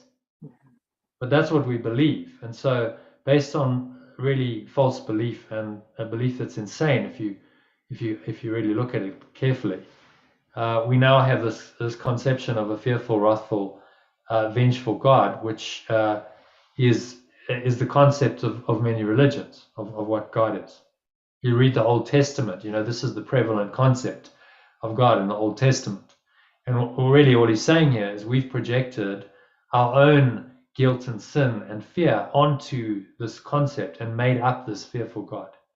And that's what the theologian is doing, projecting the condemnation onto God and making him appear retaliative. So this fearful, vengeful, wrathful God, and now we must live in fear of God. And so they talk about the fear of God. And actually it's a misinterpretation, because it really should be the awe. That word was never interpreted correctly. It actually meant awe, and then this is what happens when you misperceive, then you're going to misinterpret everything. And then you interpret awe, which is like oh wow, that's just so incredibly amazing, I can't even put words to it, as fear. Oh, now I'm in fear and I'm actually separate. And they're actually different and opposite states of mind. But the unhealed healer, the unhealed theologian doesn't understand that, because they believe in condemnation. And so they must believe in a God that is condemnatory and judgmental. And so then he says what they've done is merely to identify with the belief in separation. Do you want to read number 6? Donna? Yeah. What they have done is merely to identify with the ego. By perceiving what it does, condemn themselves because of this confusion. So this is really the ego, this version of God, concept of a fearful, wrathful, separate God, is the ego. So we've projected the belief in separation outwards, created this crazy concept of a God, and then perceive that this is true, and say that this is the true God. By perceiving what it does, condemn themselves because of this confusion. Okay? So they projected their own condemnation of themselves outwards onto God. Now God appears to be condemning them, but actually they're condemning themselves. They just don't realize it. They think it's actually some entity outside of them that's doing this to them. And this is massive confusion. Does this kind of make sense to everyone? Yeah. Yeah. Yeah. And then he says it's understandable. Sorry, do you want to read number 7, Donna, to finish it off? Certainly. So it's completely understandable that there have been revolts against this concept. But even to revolt against it is still to believe in it. Because why would you revolt against something that isn't real? If we've made our mind aware, become aware to realize that they're not real, then there'd be no reason to revolt against it. Yeah, exactly. So I think you'll make an excellent course student, because you're getting it already. That's the point.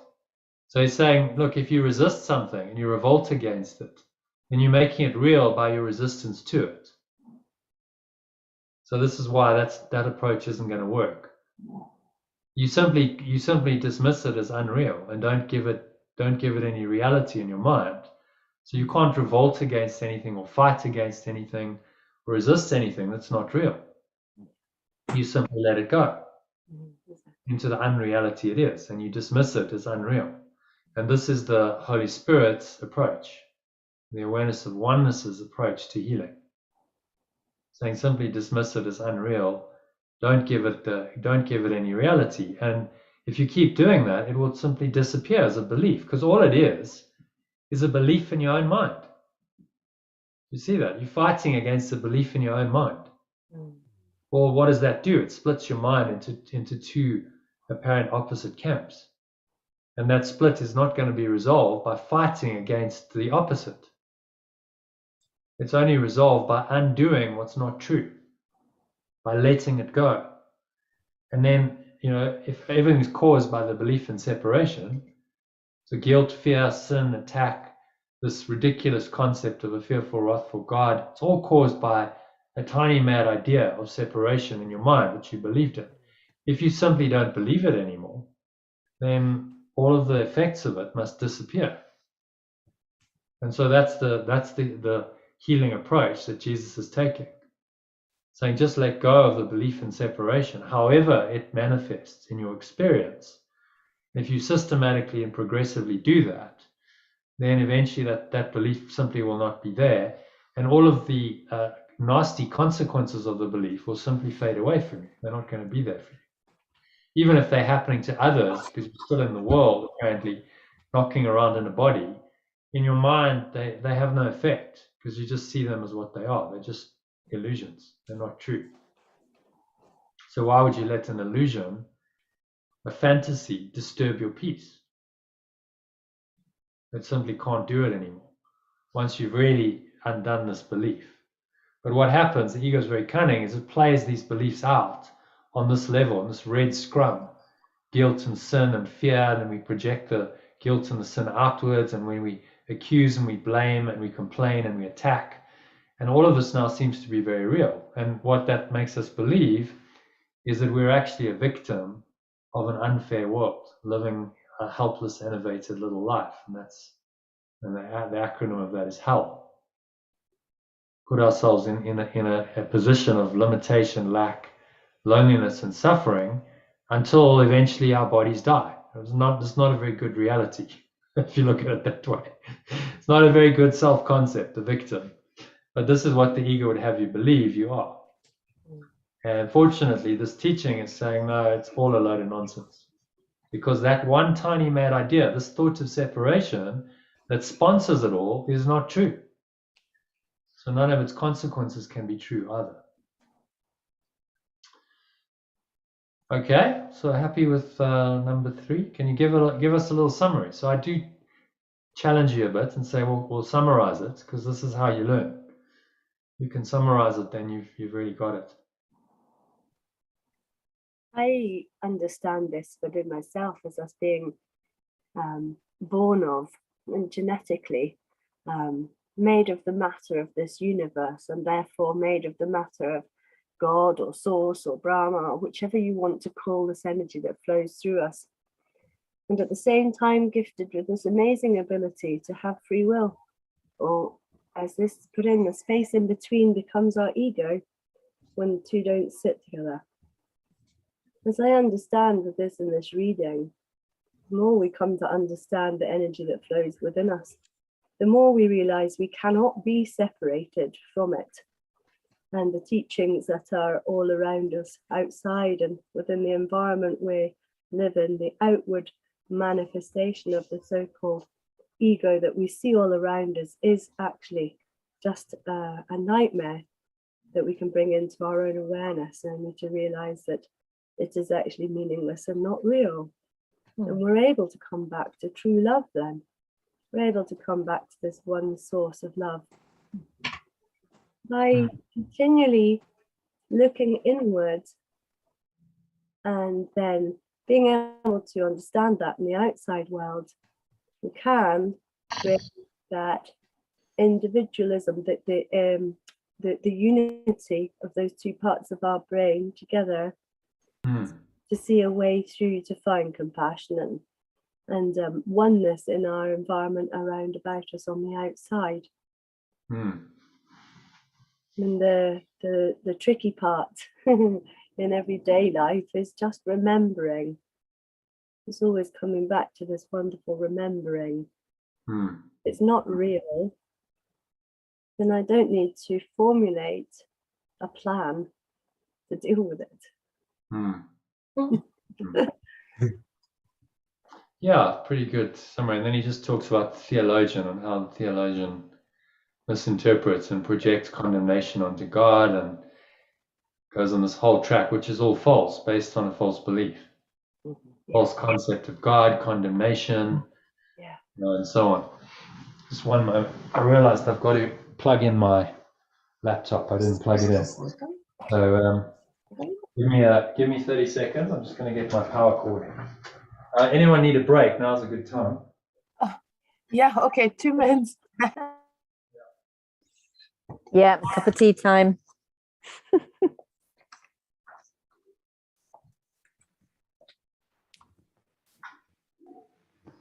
Sue, you look like Pam Gregory. She's gone. All right. Again, Lucy? I said Pam Sue looked like Pam Gregory. I just wanted to put the pointy cushions in the background. Who's Pam Gregory? You don't know Pam Gregory, the astrologer. She's amazing. Oh, Yeah, Pam is quite. She is an amazing astrologer. Kai Patcher and Pam Gregory. I interchange them. They're brilliant, both of them. Oh, good to know. We're stuck on Carpaccio a bit. Oh, he's great to get stuck on. But when you check out Pam Gregory, have a look at Sue. Sometimes she's so like Pam Gregory. I just want to. Pam Gregory has pointy cushions in the background, and I sometimes want to put pointy cushions behind. Fantastic. Oh, Lovely to see you, Donna. Oh, what a beautiful treat, Lucy. I was just coming delivering a couple of eggs. This is so special to see you as well. Hello, my lovely. God, just coming to deliver eggs. You get a lot of delivery of eggs, don't you, Laura and Kenneth? I know we eat a lot of eggs. It's true. Are you going to get a cuppa? Well, I would, but I'm going to go and pop along to Abdul and Alyssa as well before I head home. Yeah. Excellent. Many blessings, and I really can't give you all enough gratitude for the space and this little bit of time. And Jonathan, I don't know what to say. Thank you so much. Yeah, my pleasure. Are you heading off now? I must. Yes, I've got more deliveries to make, but I leave you. Oh, with okay. Enjoy. You delivered some eggs, did you? Yeah.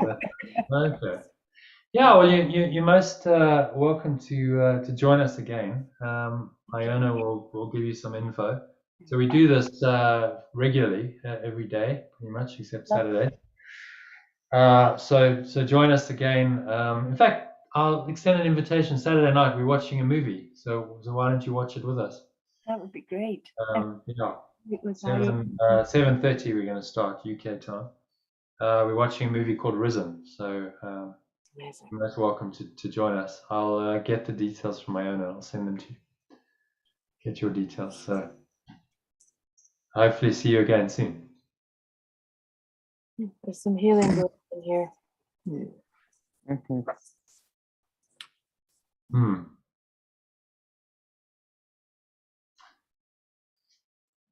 Okay. So Sue, Yeah. do you know Pam Gregory, the astrologer? No.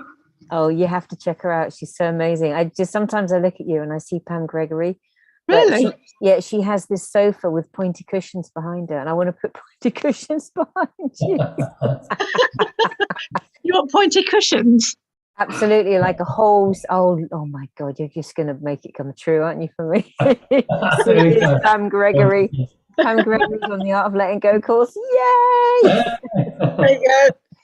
Oh, that's brilliant. That's epic. I'm going to have to check her out. You've got to check her out. She is such a brilliant astrologer.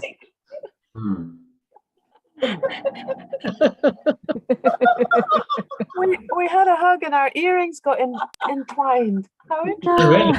Wow. Okay. Miracle after miracle. Really? We are one.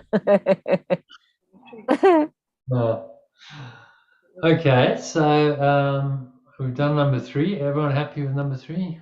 We're talking about the theologian, how the theologian misinterprets it all, gets it all wrong, which is why really, we revolt. The revolt against this concept was actually the whole Reformation, wasn't it? 500 years ago, they revolted against this concept, but to revolt in it is still to believe in it. So it's still knocking around in our minds. The only way out of it is to completely deny that it has any reality. And then he goes on in number 4 to talk about the newer forms of the ego's plan. So, Lucy, why don't you read that for us, please?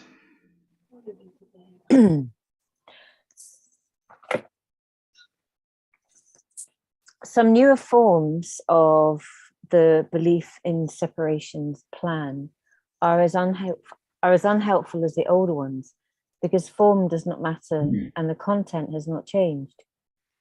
In one of the newer forms, for example, a psychotherapist may interpret the belief in separations plan for letting go No, goes. just as it is. May interpret the ego's symbols. Okay, the ogre. Thank you. The ego symbols in a nightmare, and then use them to prove that the nightmare is real. Having made it real, he then attempts to dispel its effects by depreciating the importance of the dreamer. This would be a healing approach if the dreamer were also identified as unreal. Yet if the dreamer is equated with the mind's corrective power through the Holy Spirit is denied. This is a contradiction even in the ego's terms, and one which it usually notes even in its confusion. Okay, so I want to unpack that. Okay. So some newer forms of the ego's plan or the belief in separation's plan are as unhelpful as the older ones because form does not matter and the content has not changed. So the way I interpret that is that there are more sophisticated forms that look like the ego's been kind of omitted, or the ego isn't, it's like kind of clever. Somehow it's changed, but he's saying it hasn't really changed at all. Yeah. So, the old form is the theologian. Okay, well, that's not that hard to see through. It's all sin and guilt. And newer form, psychotherapy. Oh, okay, well, that, maybe there's actually something real happening here. Maybe that is really healing. And then he proceeds to unpack it and say, okay, well, let's just look at that and consider actually in substance, the content or the substance of it. Has anything actually changed? Or is it just more of the same? Remember, the ego or the belief in separations only desires to keep itself going. So it's going to do everything it possibly can to pretend that some kind of healing is happening, but actually nothing's happening. The belief in separation is maintained. And so this is a newer form of this deception, really. It's a deception to try and tell us that we're healing when we're not. Okay, so number 2. In one of the newer forms, for example, a psychotherapist may interpret the ego's symbols in a nightmare and then use them to prove that the nightmare is real. Okay. So a psychotherapist may assist somebody and, whatever it is they're throwing up that's that the ego is throwing up, the psychotherapist gives it weight and gives it almost like more life in a sense, rather than denying that it's real. It somehow has more life, and then the route through is quite gnarly. You sometimes stay for years and years and years just trying to interpret the same nightmare. This is the ego's plan. In the previous, did you read yesterday's text? Saying the ego's plan is to see the error clearly and then try and overlook it. Well, how's that going to work exactly? So we're going to spend hours and hours in our psychotherapy sessions analyzing the error and really looking at it. And of course, you made it all real in that process. And then he goes on to say, well, okay, this is how this approach seemingly works. So then number 3. Having made it real, he then attempts to dispel its effects by depreciating the importance of the dreamer. So he's made the nightmare real, but somehow he's made the nightmare real, but tries to kind of diminish the nightmare because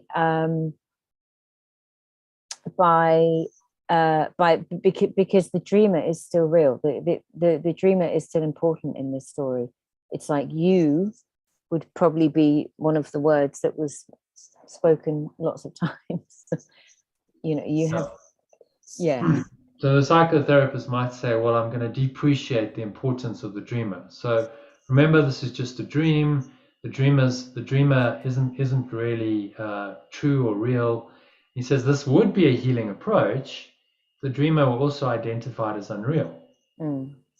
But if the psychotherapist doesn't tell the patient that the dreamer is unreal, then the dreamer is equated with the mind, and now you've made the dreamer real. Now you've identified with the dream character who's having the nightmare. And so then the mind's corrective power through the Holy Spirit, or the awareness of oneness, is denied. because you haven't actually let go of the dreamer, the self concept of the dreamer, which is the belief in a separate self. What's So that? what most psychotherapists won't do is they won't question the reality of the dreamer.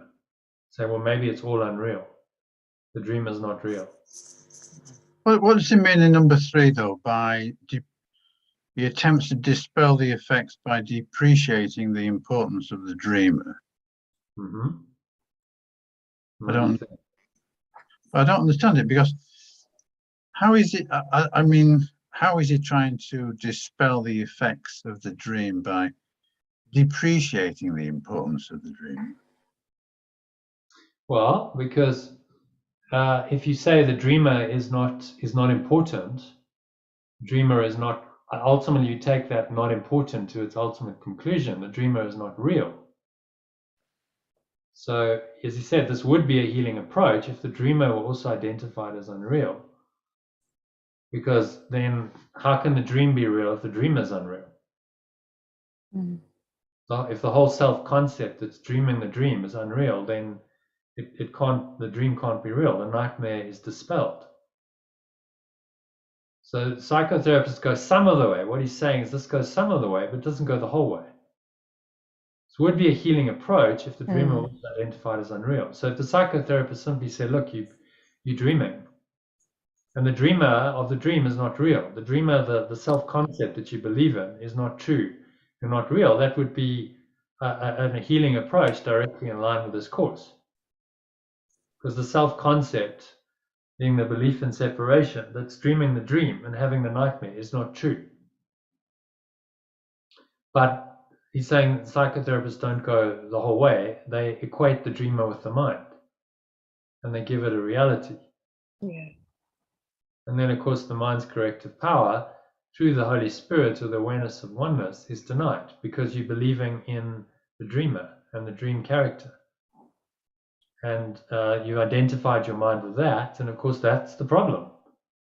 How can you solve the problem within the problem? The significant problems we face cannot be solved at the same level of thinking we were at when we created them. So you can't solve the problems from the dream character, because the dream character, that self-concept of being separate, that's now dreaming the dream of separation with all of its rather unpleasant consequences, that dreamer is the problem.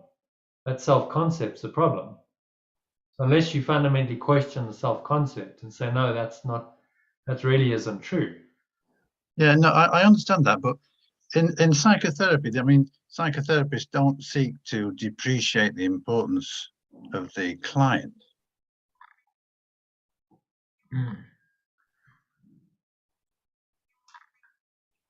Well, in some forms of psychotherapy, evidently they do. They might be trying to depreciate the importance of the dreamer and say this is just a dream. So the dreamer in your mind is not important and ultimately not. But then they stop short of saying it's not true or it's unreal. The dream is equated with the mind. So he's obviously saying like they going some way along the way towards actually it being a healing approach, but they stop short at saying, well, you're not real, because in the end that's what you've got to tell someone. Your entire self-concept is a dream. You're the dreamer dreaming the dream, and this goes beyond just dream analysis of your sleeping dream. I understand that, but I've never heard of any form of psychotherapy that depreciates the client. Depreciates the importance of the dreamer.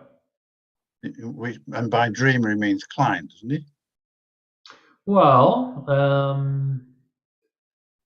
the dreamer in a sense of a self-concept in the client. So the psychotherapist might say, well, you're just dreaming, and that was just a nightmare. So in dream analysis, there's Jungian dream analysis, you depreciate the importance of the dreamer and say, well, it was just a dream, and you were just dreaming, and so these nightmares and these symbols are not true.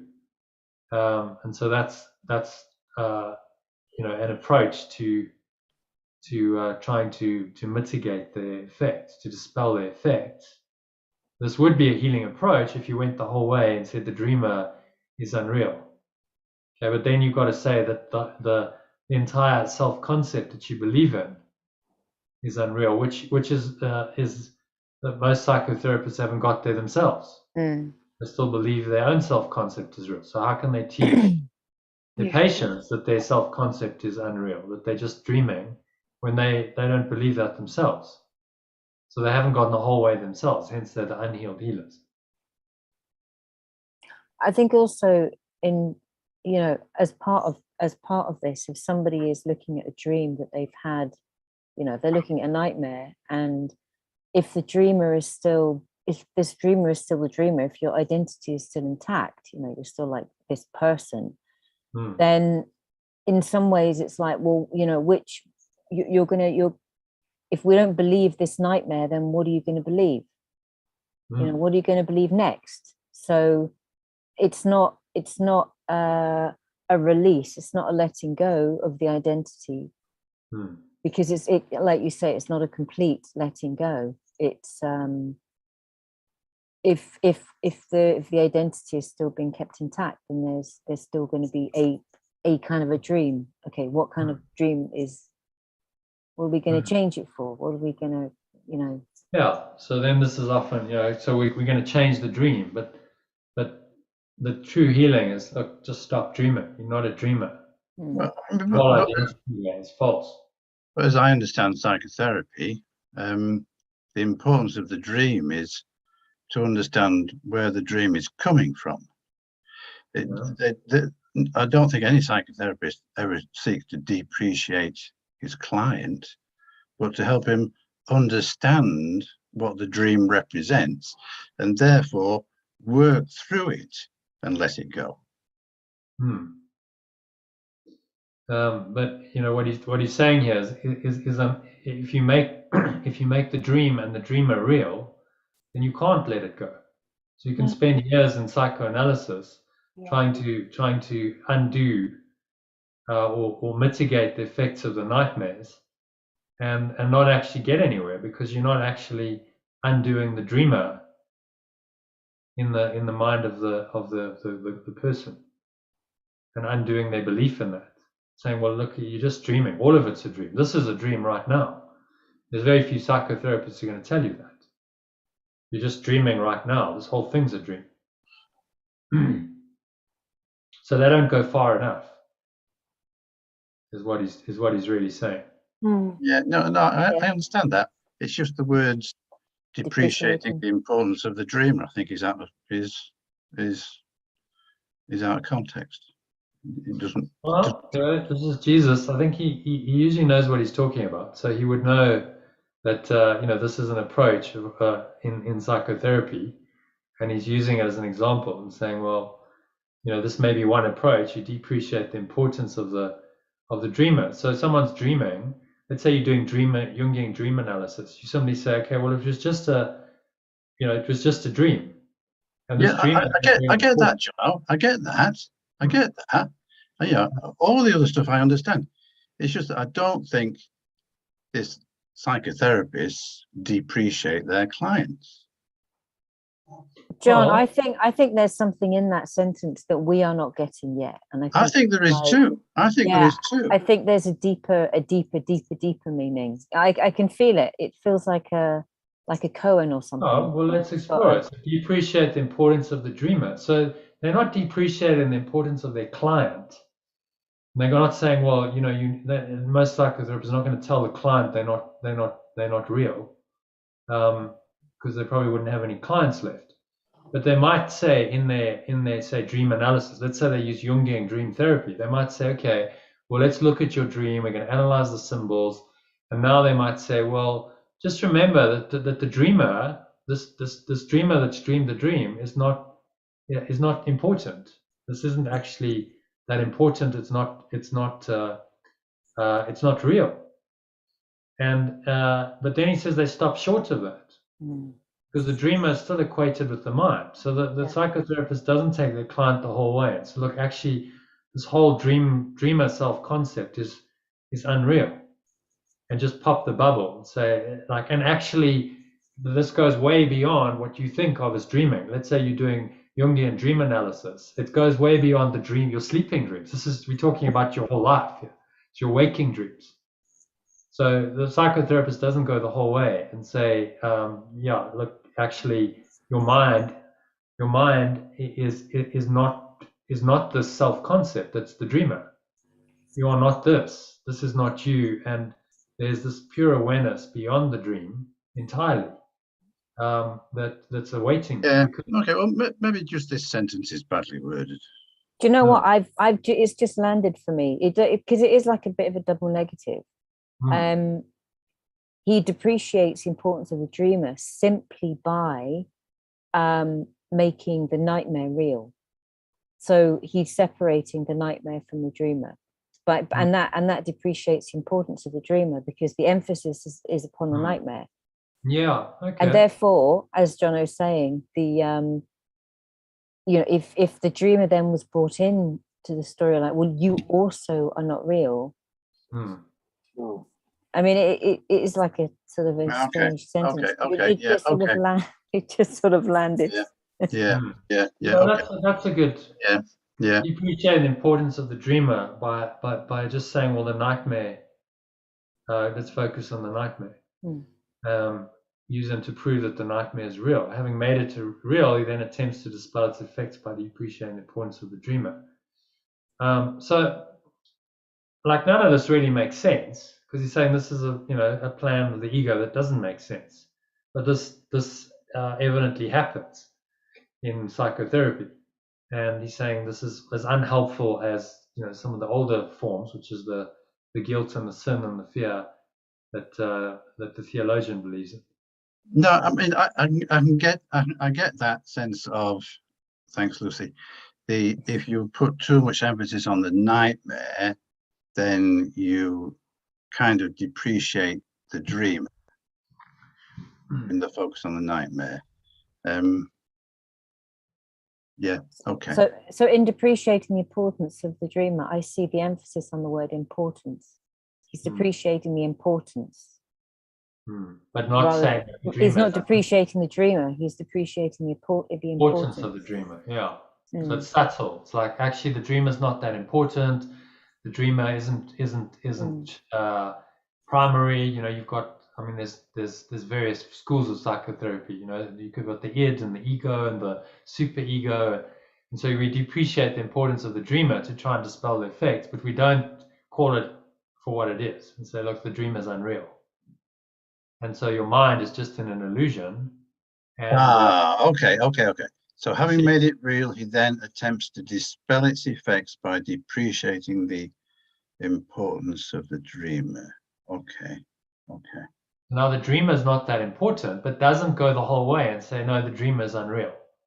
Yeah. Actually, you're not the dreamer, and your mind is just is actually, your mind is pure formless awareness or God, and the dreamer is not real at all. It's a completely false self-concept. So if the dream is not real, then how can the dream that it's dreaming be real? See? So that's why I say it would be a healing approach if the dreamer also identified as unreal.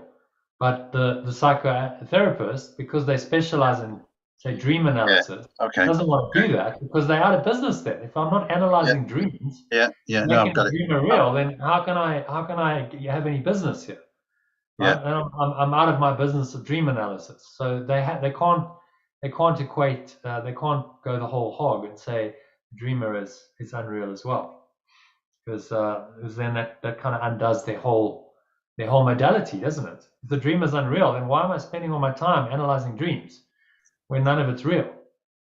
So it kind of collapses the whole thing, and they would then be a spiritual healer or teacher rather than a psychoanalyst, psychotherapist. So then they maintain the form because that's what they've been trained in, but it's not really very helpful to their clients, because the mind's corrective power through the Holy Spirit or the awareness of oneness is denied. So you're not going to pure formless awareness. You're still identifying the mind as the dreamer. Well, that's the problem. You can't solve the problem within the construct that the problem was created. within the dream, you're not going to solve the problem. You have to wake up from the dream, which is why this is called awakening. And so the ego notes this, the contradiction, even in the ego's terms. One which it usually notes even its confusion. So it sees like that there's a contradiction here, but doesn't quite know what to do with it. And then he goes on to explain this. Okay, so happy with number 4? Mhm. Yep. Number 5, John, you want to read that first? Yeah. If the way to counteract fear is to reduce the importance of the mind, how can this build ego strength? If the way to counteract fear is to reduce the importance of the mind, how can this build ego? So it's a question. Such evident inconsistencies account for why no one has really explained what happens in psychotherapy. Nothing really does. Nothing real has happened to the unhealed healer, and he must learn from his own teaching. His ego is Belief in separation, will always seek to get something from the situation. The unhealed healer, therefore, does not know how to give, and consequently cannot share. He cannot correct because he is not working correctively. He believes that it is up to him to teach the patient what is real, although he does not know it himself. Okay, but to unpack there. So go back to sentence 1. So, if the way to counteract fear is to reduce the importance of the mind, how can this build ego strength? So translate ego's belief in separation, and then that'll probably make more sense. The belief in separation strength. Such evident inconsistencies account for why no one has really explained what happens in psychotherapy. Nothing really does. Nothing real. Well, I mean, I've read it all before. I've read it all once. Yeah, so want to just summarize it? Make sense? Well, what I'm taking him to say here is that how can the unhealed healer, in this case the psychotherapist, help the dreamer, because his own ego is seeking to gain something from the situation. He doesn't know how to give and doesn't know how to share. So how can he correct somebody else?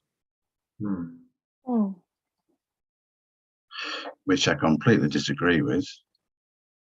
Okay. Yeah, I mean, I have been through Jungian psychotherapy, and this just doesn't make sense to me. I mean, okay, the person I did it with came from a very loving place, but this is just exaggerated. Well, yeah, it's far too negative. Okay, so he's using it as an example to say that this is one form of the plan, and not all psychotherapists necessarily follow this. Like if your Jungian psychotherapist was very loving, then he or she would be coming from the right place, wouldn't they? Yeah. The love would have been actually what's doing the healing, rather than trying to heal incorrectly in this way. So he's giving us an example of, well, this is how not to do it. He's not saying that no psychotherapist they can't heal. If they're really loving and caring and they're connecting with you on that level, then it certainly can be healing. But then they wouldn't be an unhealed healer. They would actually be a healed healer, because on some level they would realize that actually love is the answer. Love is the healer. And they wouldn't be engaging in these kinds of mind tricks, saying, okay, well, we're just going to reduce the importance of the mind. And this is the evident inconsistency he's talking about. The way to counteract fear is to reduce the importance of the mind. Then how can this build strength in the belief in separation? Well, it clearly can't, because the mind has the belief. So depreciating the importance of the mind cannot then strengthen the belief in separation. And so that's an evident inconsistency in the ego's terms, which it notes even in its confusion. And he's saying, well, this is part of the confusion of conventional psychotherapy, is that it's actually not doing anything, because there's all these inconsistencies. It's not true. So it's just another form of the ego's belief that's spinning the patient and the healer around in its spin, and not actually undoing the belief in separation for either of them. So if you had a different experience, and the psychotherapy actually worked, well, it probably wasn't following this approach. It was a different approach, I'm sure. I think the interesting bit is number 4, where it says nothing real has happened to the unhealed healer, and he must learn from his own teaching. So the unhealed healer hasn't experienced reality, the truth. Yeah. So, so he's teaching from the ego. Yeah. Yeah. Unless the healer really understands, like, okay, nothing's really happened. The dream is not real. Therefore, my dream is not real. You see, it becomes personal. My dream is not real. My entire life is not real. This is what this is saying. Well, a lot of people really struggle to get their head around that and to accept it, psychotherapist or not. It's a very deep metaphysical understanding, and most of them haven't gone there. They're still identified with the mind, very identified with the mind often, because that's the training that they've been through. It's all training the mind to psychoanalyze and to reinterpret and all this stuff. And there's something beyond it that they actually find quite threatening. I had an experience with he was a psychiatrist, but in this tradition, psychotherapist. And in the end, I think he got scared, because it was like I represented something he couldn't quite place and frame. He had his models, and he was like, yeah, he's been through the psychiatry, he's done medicine and then specialized in psychiatry, etc. And then I come along with just something that's completely outside of that. And I think he got scared, because it was like, whoa, this is like this guy's saying myself is not real, because we had some conversations. And then he just went, no, I can't work with you anymore. And I think it was because his ego was defending, because this healing approach basically says, well, it's all unreal, and you can't make an exception of yourself. You have to see yourself as this in order to heal. Otherwise, you're the unhealed healer, and nothing's really happening. Which is what he's saying here. Does not know how to give, because the unhealed healer is still identified with himself as a false self. He still believes in his false self concept. So you can't correct anyone. I remember when we did this section a few months ago, Jono, we were at odds on this one. I do remember, actually, yes. And I'm not sure we resolved it. No, and I don't think we will now, because I completely get that psychotherapy does not go far enough. Yeah, it doesn't understand it's all a dream, right? But if you look at the likes of Carl Jung, if you watch him being interviewed, it's pouring out love. Yeah. It's psychotherapy is, for many people, an important step forward in their journey. Okay, isn't the answer. Hmm. But to say that psychotherapy doesn't help is not correct. Nothing really does. Well, what he's saying is that this form of it, like if it's trying to accomplish healing through depreciating the importance of the dreamer, but you're still identifying with the mind, then it's not going to be helpful and it's not going to be healing. Now that experience may lead someone beyond it and say, okay, well, that didn't really work. I did years of it and it didn't really work, so I look elsewhere. And I transcend the limitations of the psychotherapeutic model and I go somewhere else.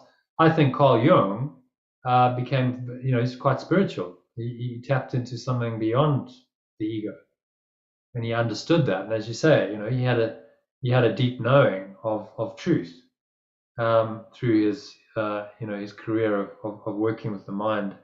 So that can happen. But this approach in and of itself is not ultimately going to work. I think that's what he's saying. If you go to an unhealed healer, No, I agree with that. I agree with that. But yeah, then we actually agree. We're not disagreeing. Yeah. I'm just saying it's like everything. Like honestly, if you're going to some kind of healing, it's all part of the journey, even if it's not working, even though it's not the end destination. You go to psychotherapy for a few years, it doesn't really work, but you then move on from that, and that leads you into, say, A Course in Miracles or something else. Then it was all part of the journey. It wasn't the ultimate solution, but it was part of maybe realizing, okay, well, that's not going to work fully. Maybe there was some help in it, because I started to recognize that I have a mind, and I started to analyze my mind, be more aware of what's going on in my mind. That can be helpful, but it wasn't the ultimate answer.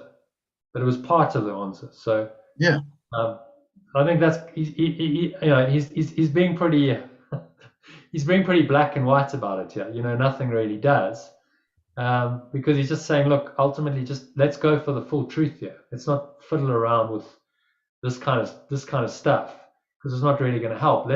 I'm just giving you the whole thing here, and you don't need to bother with these plans of the ego that come in these forms of psychotherapy and the theologian, because they're not really going to help you. I'm giving you the ultimate answer here.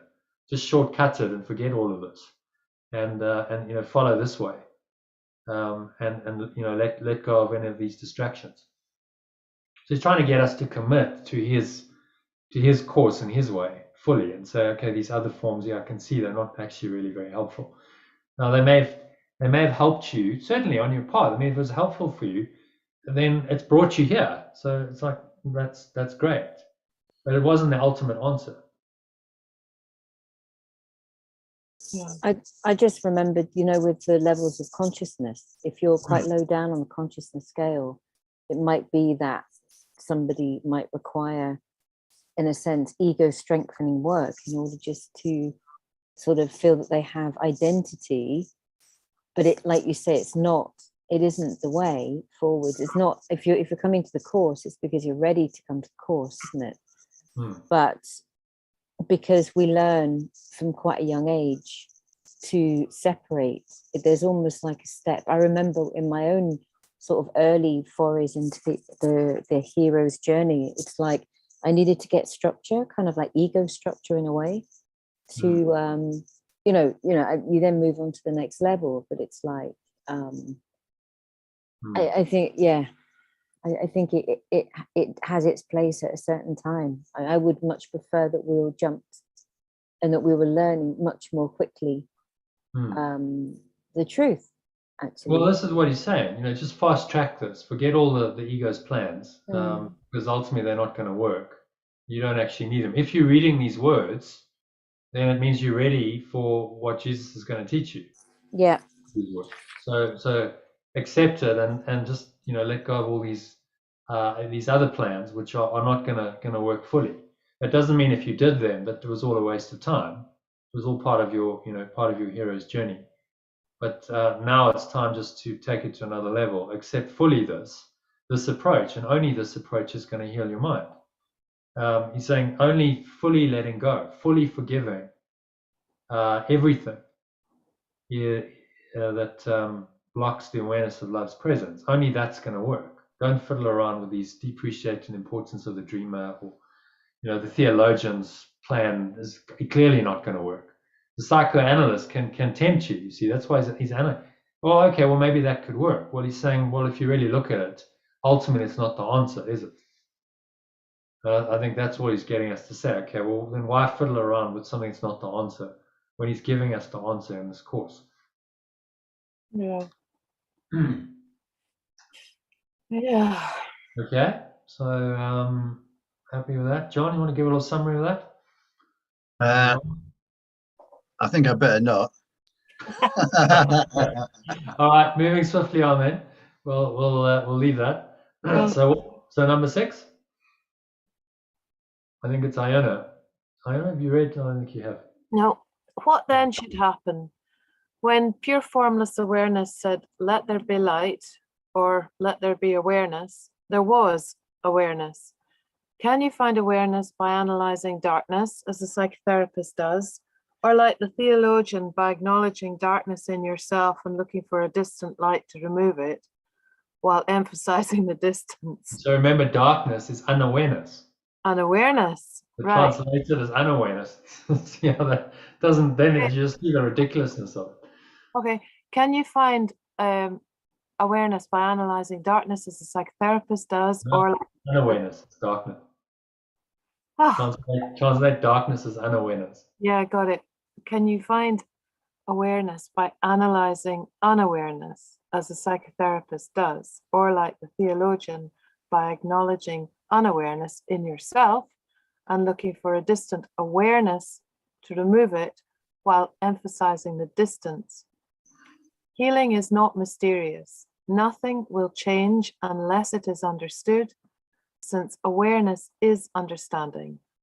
A miserable sinner cannot be healed without magic, nor can an unimportant mind esteem itself without magic. Okay. So, thoughts on that? What should happen?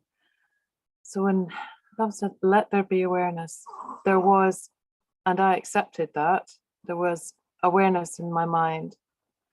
If I chose to find awareness by believing in the darkness or unawareness, I love that sentence, while emphasizing the distance. It's like the theologian seeing the deficiency in me and saying, you're irretrievable. But there's a distant light somewhere. The somewhere light, you will be awareness safe. Outside of you. It's not me. Yeah. Yeah. He's saying healing is not mysterious. Awareness is understanding. I like that last sentence. Cannot be healed without magic. Right. So if I believe myself as a miserable sinner, yes, it's going to take magic. It's going to take somebody who is saying, yeah, I believe in this too. I believe also that I'm a miserable sinner. We're all miserable sinners, but we can do some magic and feel better. Yeah, and the magic in the theologian's case is, well, Jesus died for your sins on the cross, so you're saved. This is the magic, but you're still a miserable sinner. Absolutely. So how exactly does that work? Does that really free your mind, or is it actually just total illusion? It's not an approach that's doing anything really. That's right. He's convinced that I was born guilty, as was he. So yeah, although he does say on another part of the course that sometimes somebody on a lower level of consciousness does need a bit of magic to kind of bridge the gap. Nor can an unimportant mind esteem itself without magic. An unimportant mind. Is the theologian saying that making a judgment on somebody else's mind as being unimportant? No, he's referring to the psychoanalyst here. The unimportant mind is this depreciating, reducing the importance of the mind. that the psychotherapist tries to do. So tries to make the mind unimportant, and then the unimportant mind must now try and esteem itself with magic. Mm. So magic is anything outside of you. Mm-hmm. Oh, okay. So well, if I make more money, if I have more possessions, if I have a special relationship, then I feel better about myself. Then I esteem myself better. Mm-hmm. So it doesn't really solve the problem, does it? Because actually you seek for some kind of solution to the problem externally. Yeah. So this paragraph is all about recognize that the light, the awareness is within you, it's within me. There is no distance, it's not outside of yourself, it's not a mystery. The healing is within yourself. Just know that you are the awareness. Nothing will change unless it's understood. So if you understand this, you don't need the magic. Yeah, because magic is a form of external searching, and you're still searching outside of your mind for what's in your mind. So how can that work? You can only find the answer within. It's amazing, isn't it? That quote, it says all mental illness is a form of external searching. So this is saying the same thing. Keep searching out there for a great distance, and you'll never get the solution. You'll never get there. But go within yourself to where the light, the awareness is, and it's there. It's not a mystery. An unimportant mind can only esteem itself with magic. So a lot of psychotherapy, in the modern age, they're not really saying to the client like just let it all go and drop all of your the magic. They because often their clients are wealthy, and so they're able to pay them, so they don't tell them that. They want them to keep coming back. So Marisa Peer is this British hypnotherapist. She gets extraordinary results because she just goes beyond this and she says, like, let's stop with all the nonsense, and just tell the clients, get them to start accepting that they are enough. Right? I am enough. She gets them to say an affirmation. I am enough. Over and over in the mirror to themselves, repeatedly, and then they start believing it. Yeah, I'm enough as I am. I don't need the magic. I don't need the money, the fame, other people's approval. I don't need any of that to feel important. Right? I am enough as I am. And she says, other therapists go, well, what are you doing? You're getting results. Like I've had this client for years and no results, and they come to you as a last resort because they're desperate. And then you fix them in like a couple of months, and it's like suddenly the person's transformed. She's going, well, just stop doing all the nonsense. Stop doing all the rubbish that you do and do what I do. All right, go to the core belief of the person and get them to accept who they really are. I am enough as I am. The name of God in the Bible, I am that I am. I am enough as I am. So you're going then beyond all the magic of the ego into the very core of who you are. And only that's going to work. And so she's really approaching it. She's doing spiritual healing, although she does it within the hypnotherapy, psychotherapy space. She's actually a spiritual healer, which is why she gets great results. And the others who don't follow that approach don't, because they're still trying to work out. Einstein said it beautifully. The significant problems we face cannot be solved at the same level of thinking we were at when we created them. So you're never going to solve the problem created by the false ego mind within the construct of the ego mind. It's not possible.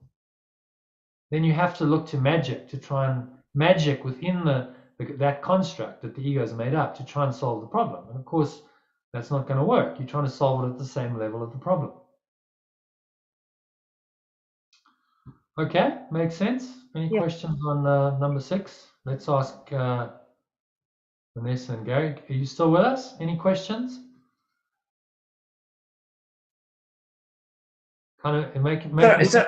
We just got off in a whole conversation about what we were just reading there. Right. Okay. Yeah, I saw that. So anything you want to share or ask? Share it. No, I was just saying, like, isn't it incredible that, you know, we all, as we're reading this, like how it lands, like we know it as truth, like it feels so familiar, and it's so, it can appear so complex, but it's so incredibly simple. Hmm. Yeah. It's so simple. It's almost like, oh, duh, it's simple. Like Mm. it, you know what I mean? It's like, oh, hello. Yeah. Like, Yeah. and Yeah. just recognizing the layers to it that are not even necessary, because it really is so incredibly simple. Yeah. Yeah. Well, that's a great insight to have, because truth is very simple. And the only reason we need to go through a whole book, that's 1,300 pages, with all of this teaching, is because in our minds we've made it very complex, and we're very confused in our complexity, and we've lost sight of the simplicity of who we really are and what the truth really is.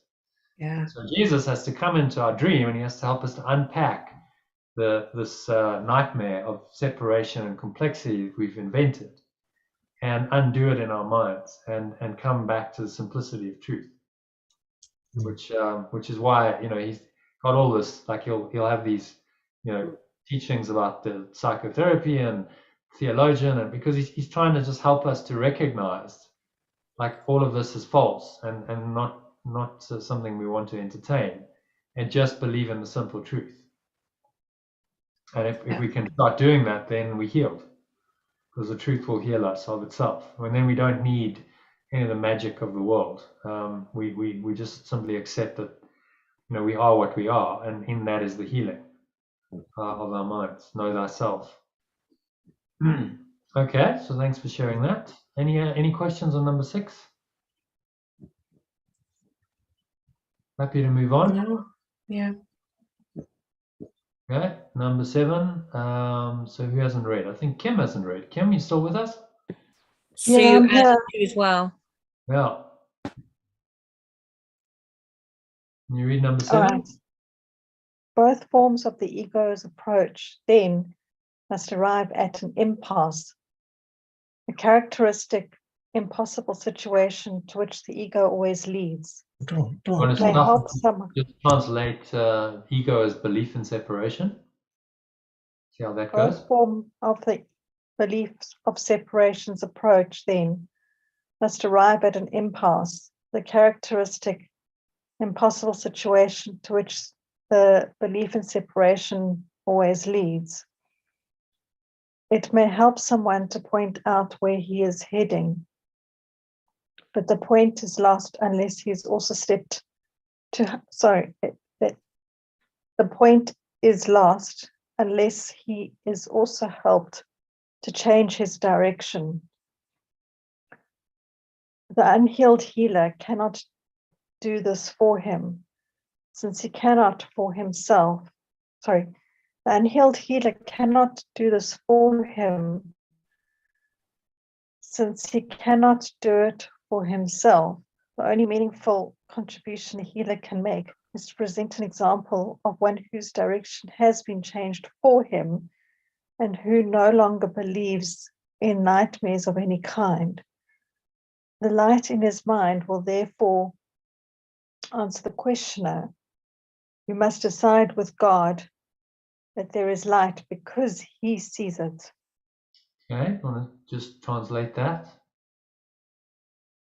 So the light is awareness, God is love or pure formless awareness, and sees is perception, because he perceives it.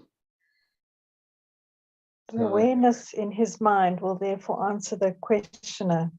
You must decide with pure formless awareness that there is light, or pure or awareness. There's many awarenesses here, Jono. No, that's the whole point. It's one awareness. The pure formless awareness is your awareness. Mhm. So must decide with God that there is light, must decide with pure formless awareness that there is awareness, because he perceives it. So it's all the same thing, you see. Light and God, it's all one awareness. That's really the idea of translating. Okay. The awareness in his mind will therefore answer the questioner. He must decide with pure formless awareness that there is awareness because he perceives it. Yeah. But that makes sense, doesn't it? Make sense to you?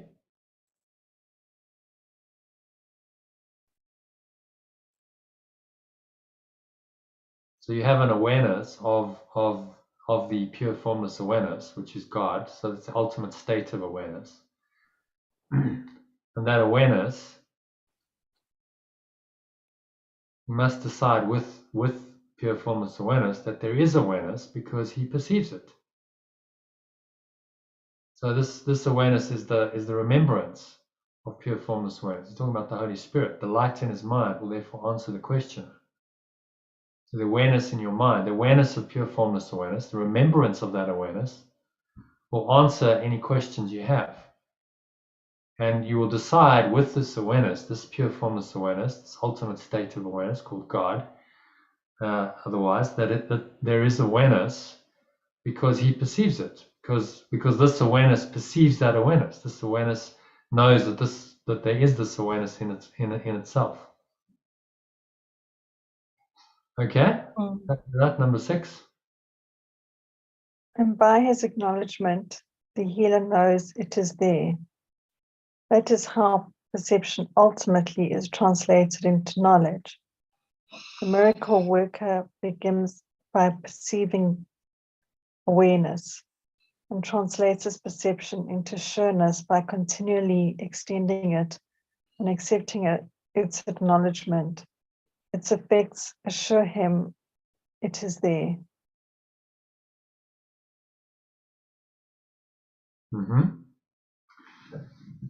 Okay, it's a bit to unpack there. Anything stand out for you? Any questions?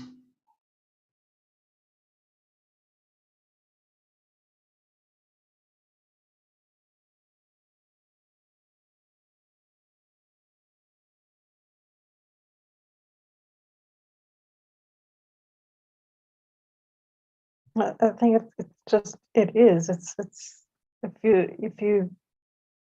you accounted the awareness, then somehow you know that's where it becomes knowledge. That is how perception ultimately is translated into knowledge.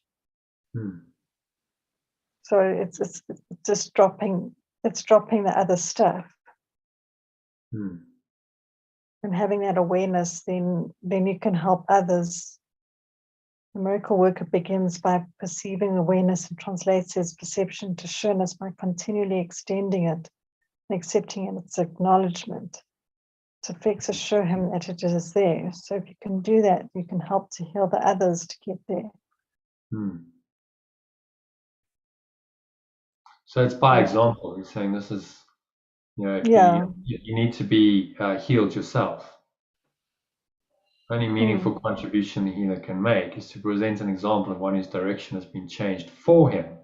So by accepting that only this awareness of oneness is true, then your direction's been changed for you because you now believe in oneness rather than separation. So it's a fundamental change in direction, and who no longer believes in nightmares of any kind.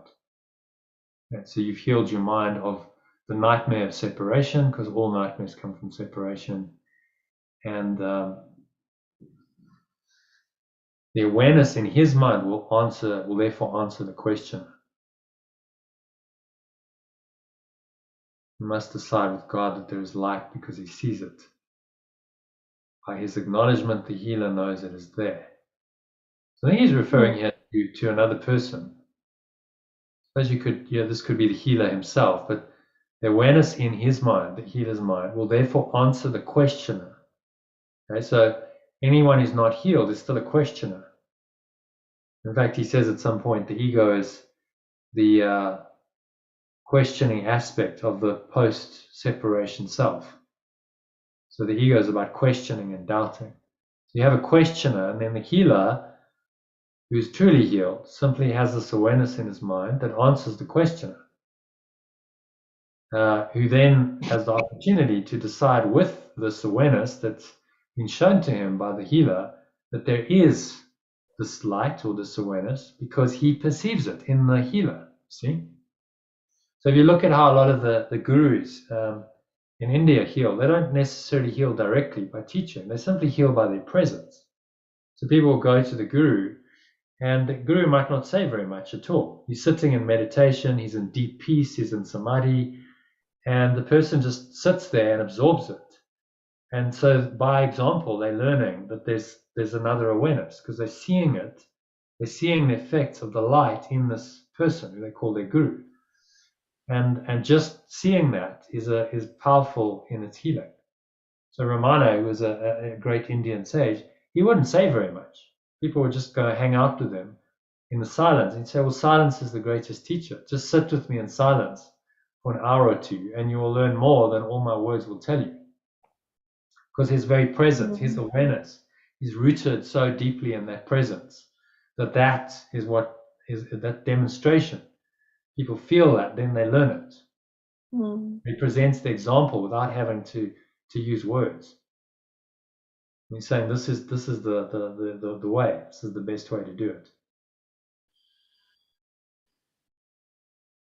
And this is how perception ultimately is translated into knowledge. So perception still believes in separation. It's subject-object perception. I perceive something outside of me. Knowledge is this domain. For the benefit of Vanessa and Gary, knowledge is this domain, the blue, that's outside of perception. All of this is perceptual, based on the belief in separation, which is not true. So we create time and space. That's all perception. Knowledge lies outside of that whole system, simply as the awareness that we truly are, before time was. Jesus said, before time was, before Abraham was, I am. So what he was referring to was before any history, I am. This presence still is. It's an eternal state of mind. It's outside of time. So that's knowledge. And perception is when we still believe we separate and we're working with the effects of separation. So ultimately our goal is to heal the separation and translate it into knowledge. And he's giving us the way here. This is how perception ultimately is translated into knowledge. By his acknowledgement, the healer knows it's there. So here's the thing with the healing. As a healer, as you show the light to others, and the other person acknowledges it, then the healer knows that it's there. So you learn by your teaching. Okay, well, this presence has an effect. It's clearly healed the person. So therefore it must be real, it must be true.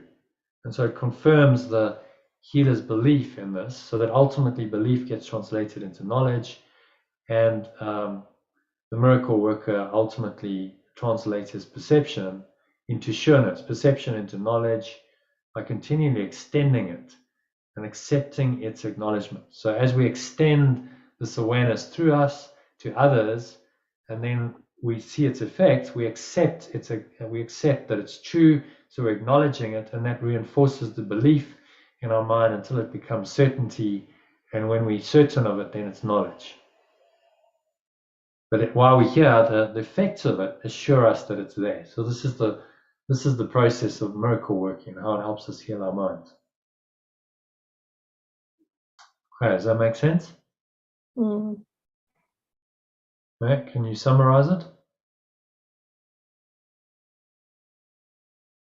Just a couple of key points there.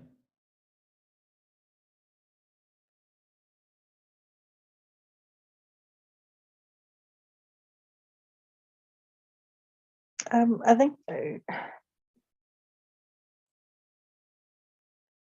healer needs to heal himself and then lead by. He's able to heal by example. So, in the first part, it says both forms of ego's approach must arrive at as an impulse. It's an impossible situation. It's not going to work. It's just not going to work the ego's way.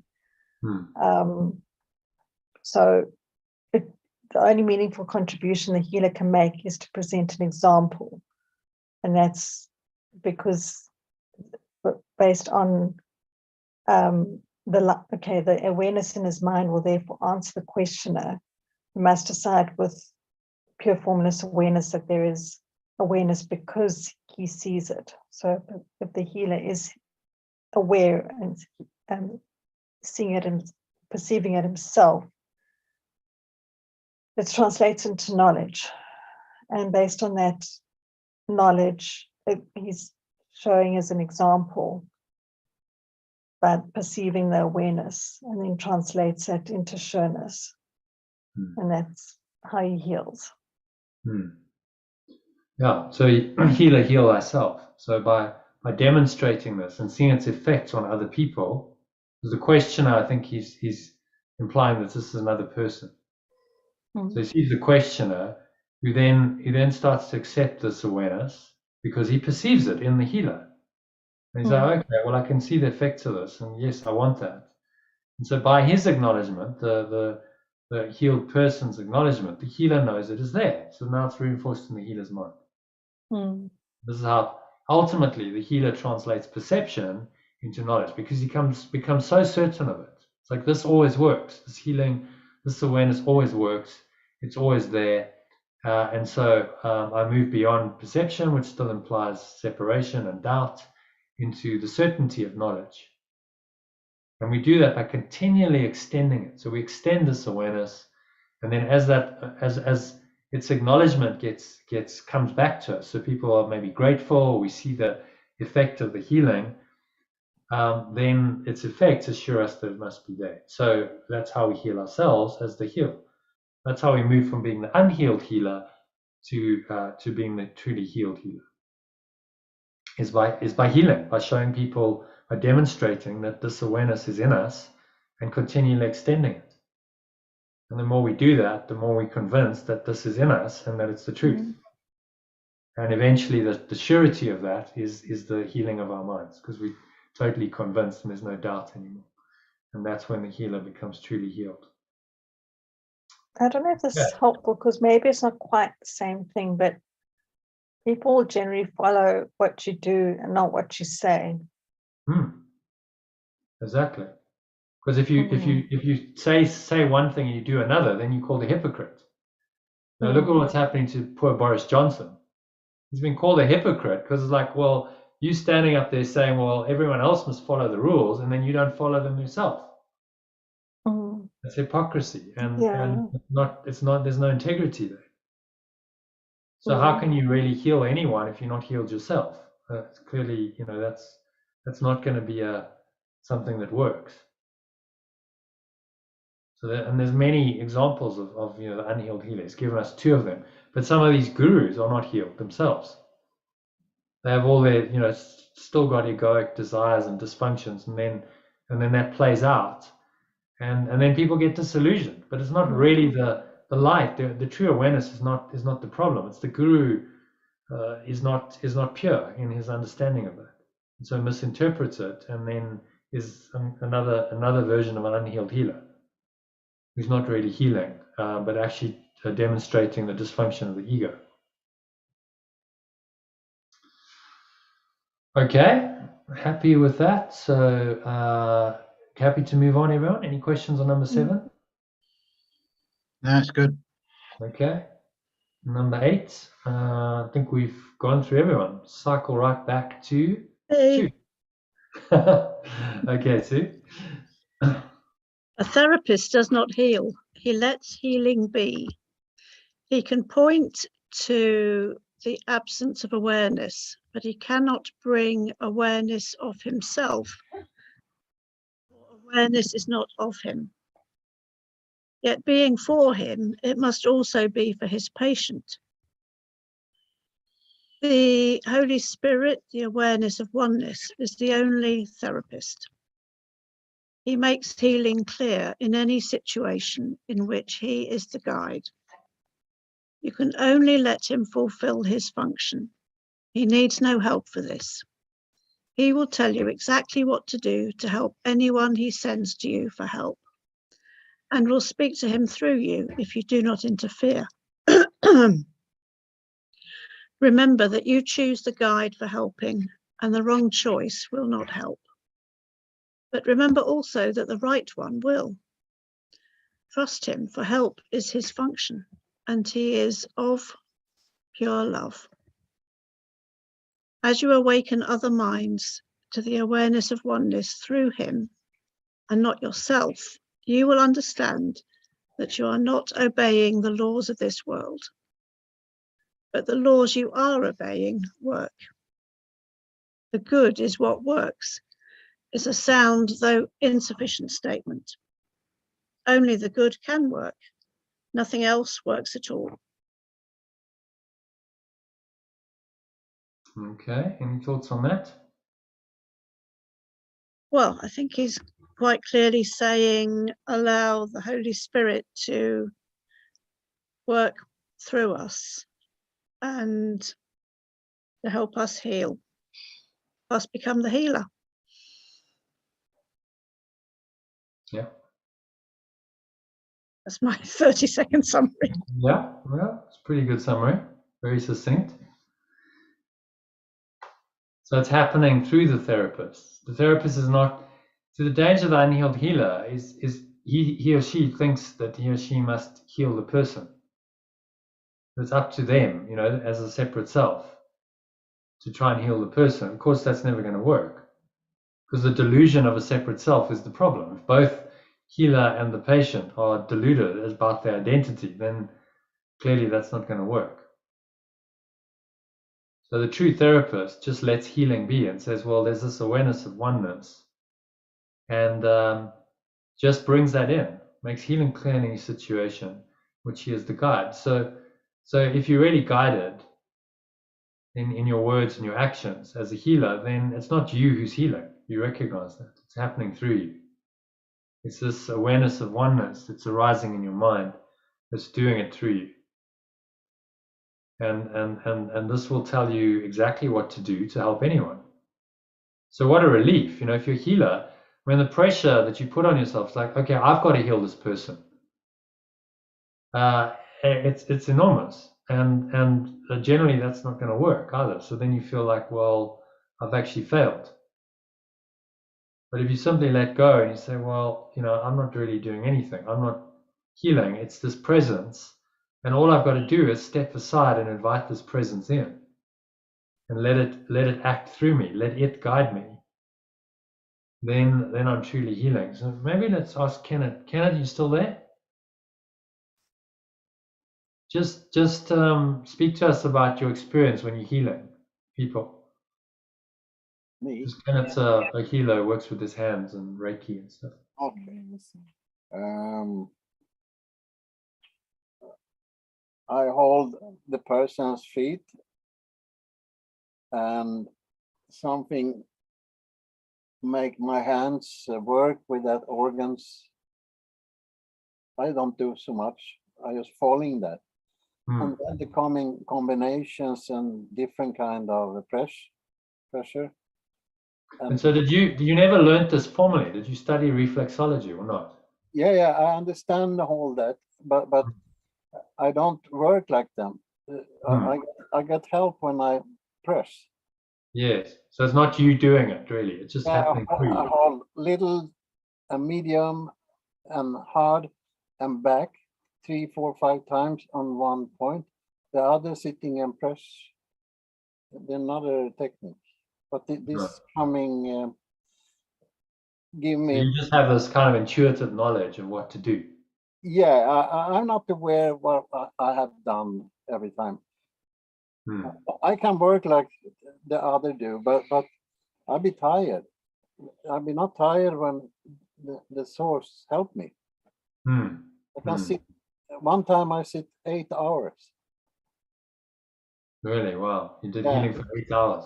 That was a diabetic woman. We was together after that. So she had 8 millimole insulin every day. And after 6 months, she had 2 millimole. Right. Yeah. So there was a meaning with it. Yeah. She was allowed to be good. Yeah. That's important. So he will tell you, the spirit will tell you exactly what to do to help anyone he sends to you for help, and will speak to him through you if you do not interfere. It's no voice. It's directly to my reflex, my hands. Yeah.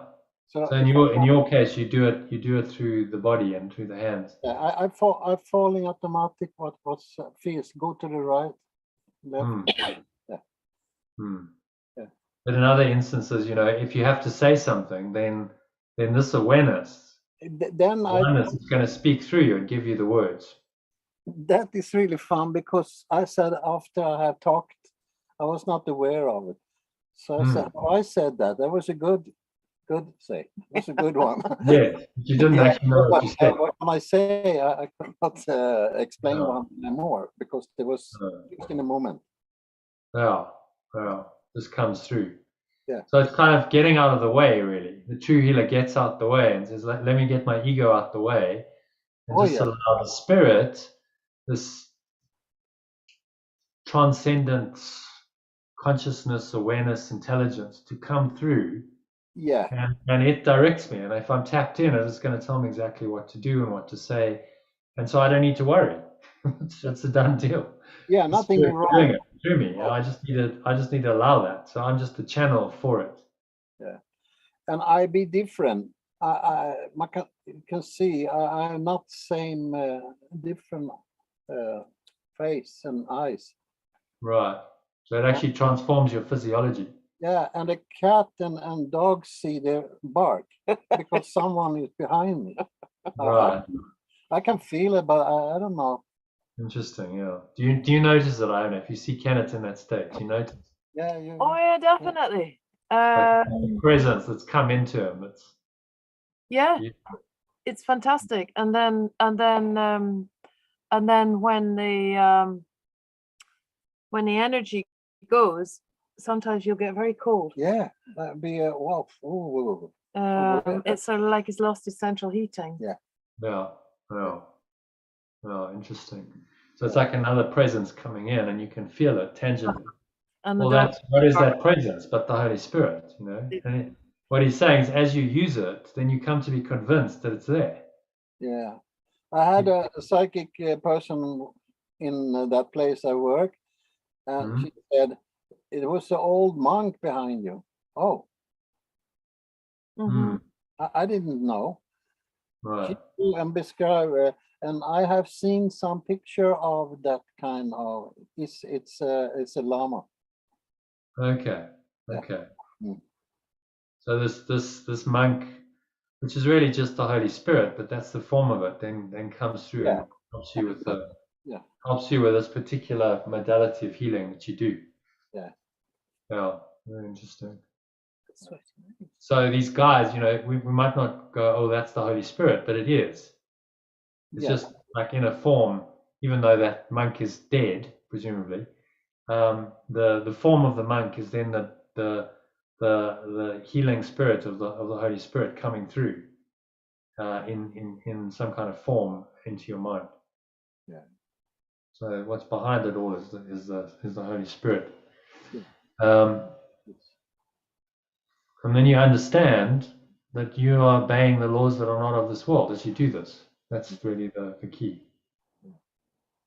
The key is I disappear. I have nothing to give. I'm only an instrument. Yeah. Yeah. I cannot think self because when I do that, it'd be wrong. But then I'm a therapist who talk and work. That can suit some time with some situations, but it's another kind of healing.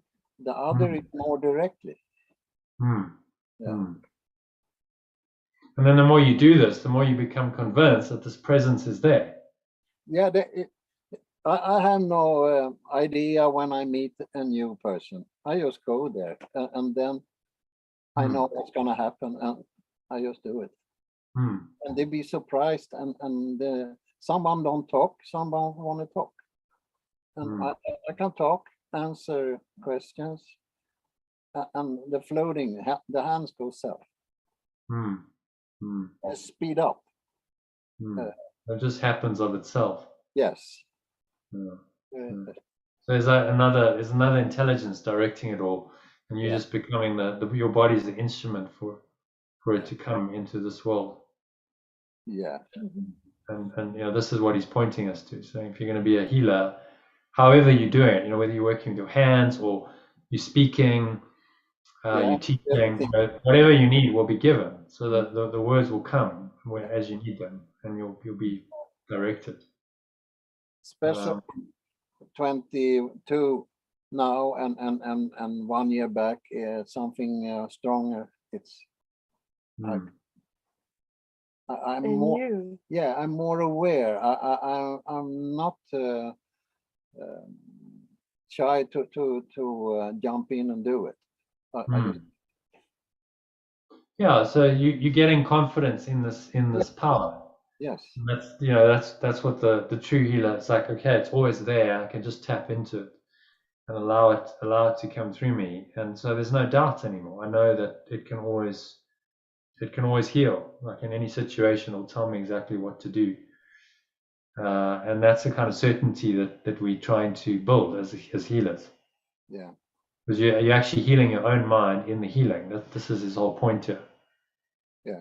That to undo the ego, you as a healer, you heal consistently, and by the spirit that you're healing, you come to know that it's true, and then there's no doubt anymore in your own mind. Combination, yeah. As he says here, miracle worker begins by perceiving light. The awareness of spirit translates his perception into sureness by continually extending it. So if you continue to extend the light, the awareness in you, and accept its acknowledgement that it has these effects outside of you, then the effects assure you that it's there, because you're seeing the impact of it. You can't doubt it anymore. And so, like what we're all being called to do here is to become healers in our own way. It's going to play out differently for different people depending on what your talents are and abilities. But become a healer and extend the light continuously. And as you see its effects, then you start to believe more and more that it's there. And then this is the path to healing your own mind of its any belief in separation. Okay, makes sense? Yeah. And I ask always, am I allowed to do this? I wait for a sign, and then the hair go up on the arm, and the boat go up. I can say, yeah, we can fix it. Yes. Okay. So you ask for guidance. Yeah. If go up, then I must work very much. And then you just say, no, I can't do it, and you walk away. I say we try. Yes. And just Okay. So any questions on number 8? Happy with that? Well, I just wanted to also share, it was about 4 years ago, I was referred to a naturopath. It helped a lot with this. It was actually my boss's wife, actually. And then I reached out to him and I just said, I want to reach out based on my mom-in-law suffering from arthritis. And his first response to me, actually, he says here, because I said, I heard very good reports of what you did. And he just said, Jesus is way better. I try my best to hear what he says through his spirit and then help his people. Wow.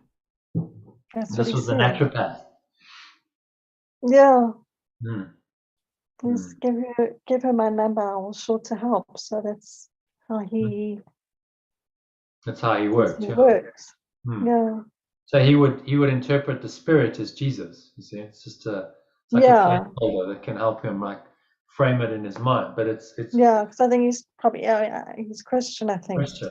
so. So then Jesus becomes a symbol for that power of the Holy Spirit to come through, because it's an intangible power, but it can come through any form. Yeah. And so that's what he's saying. Jesus is way better. If I just listen, then I'm guided and I don't have to do it. And so that's the mark of a true healer. If someone's really tapping in to source, then it's the spirit that's healing and they're just the vehicle. The egoic healer is always trying to heal from themselves. And that's going to have very limited results. Because how can the belief in separation which they have, heal the belief in separation. It can't. Mm. They have to understand that they are not that separate self in order to heal that separate self concept in another person. So yeah, and then the more you do this healing work, the more you learn that this is true, that this power is there, it's available always, you can rely on it, it works. Only the good can work, nothing else works at all. So I'm not going to try and do it my own way because it doesn't work. Only this works. Okay, thanks for sharing that. So number 9, short paragraph. Anyone can read it. There's only one more to go. So whoever feels the call, read number 9 for us. This course offers a very direct and a very simple learning situation and provides the guide who tells you what to do. If you do it, you will see that it works. Its results are more convincing than its words. They will convince you that the words are true. By following the right guide, you will learn the simplest of all lessons. By their fruits ye shall know them, and they shall know themselves. And I think that kind of summarizes it for me, and it's why we were at odds earlier on, really, because I have known a psychotherapist who does work in this way. And okay, it's the psychotherapy is another means of spreading light. Just if it's done correctly. Absolutely. Yeah. And the wording of this passage doesn't kind of get that across, I don't think. Well, he's using an example of what not to do. So saying this is the incorrect use of psychotherapy. This is an approach that's not going to work, which I'm sure many psychotherapists have tried. Yeah, and you could say the same thing about naturopathy or Reiki. If it's done from the wrong place, it won't work. Yeah. I also think when the course was channeled by Helen Schuckman, that was 1967, and psychotherapy, well, it was very post-Freudian, wasn't it, and Jungian, and there wasn't the perhaps the breadth and subtlety that I hope has built up over the last decades. I mean, my father was a practicing psychotherapist for 20 years, and although I disagreed with the fact that everybody seemed to be trailing back week after month after year to see him, and I wondered why they weren't getting anywhere. He was well liked, and he came from a place of love. So yeah, that's a good point actually, because remember this was brought in between 1965 and 1972. So let's say this, what are we, chapter 9, maybe, somewhere around 1967, 1968, Helen would have got this. That was 50 years ago, more than 50 years ago. Yeah. So think of how every field's moved on in 50 years. Yeah. Quite dramatically. So psychotherapy would probably be the same. There was no psychotherapeutic practice in Scotland. At that time, there was only the Tavistock Clinic in London. The Scottish Institute of Human Relations was only to be born in about 1985. So it was all in its relative infancy. Yeah. In this country, maybe not so much in New York. Yeah. Or in America. So maybe, and remember, this would have been directed, John, this might also help you. Remember, this was directed to Helen and Bill, who were in this world. They were psychotherapists, they were professors of medical psychology. So they would have probably understood what he meant by this approach, because, speaking to them, quite possibly they would have studied this kind of psychotherapy, they would understand it, and now he's saying, well, this approach isn't going to work. That doesn't mean that, like, for all time, all psychotherapeutic approaches are not going to work. If they're coming psychotherapy, like any other modality, if it's given to the Holy Spirit, could be very helpful. Yeah. Very helpful. Yeah. It's another modality, provided that love, the Spirit, is doing it. Mm. He's saying if the mind is still involved and the dreamer is equated with the mind, then this is not ultimately gonna work. It's not gonna heal the patient. No. And just using it. Remember, he teaches by example. So he's using here this is example of what not to do. So that we learn. Okay, well, this approach isn't going to work, and we accept what will work. As he says here, only the good will work. Nothing else works at all. So yeah, I think that's where he's coming from, and that doesn't invalidate your experience or mean that all psychotherapists are necessarily totally wrong, or they're not. None of them are healers, because that could never be the case. That there will be psychotherapists who really intuitively understand that yes, it's not really me doing it; it's the spirit, and they'll use psychotherapy as a modality, but they're actually healing from the spirit. Probably in the minority, I would imagine, but I'm sure they're there. And then a psychotherapist like that could be very helpful to someone.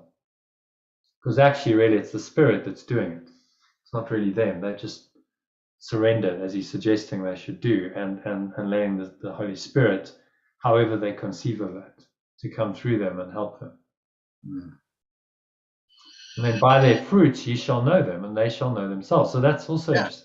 I mean, that is it, really. So is healing the result? Is healing the result? Is there genuine healing? Then okay, it must be the Holy Spirit then. Yeah. And if it's not working, then it's clearly not, because the Holy Spirit never fails to work. So its results are more convincing than its words. Yeah. You do it, you'll see that it works. So we learn by example, basically, is what he's saying. And they will convince you that the words are true. And you will learn the simplest of all lessons: by their fruits ye shall know them, and they shall know themselves. So we know ourselves by the extensions. As we extend the spirit in us and we see its effects, we come to know that this is who we really are. Mm. That's how we heal ourselves.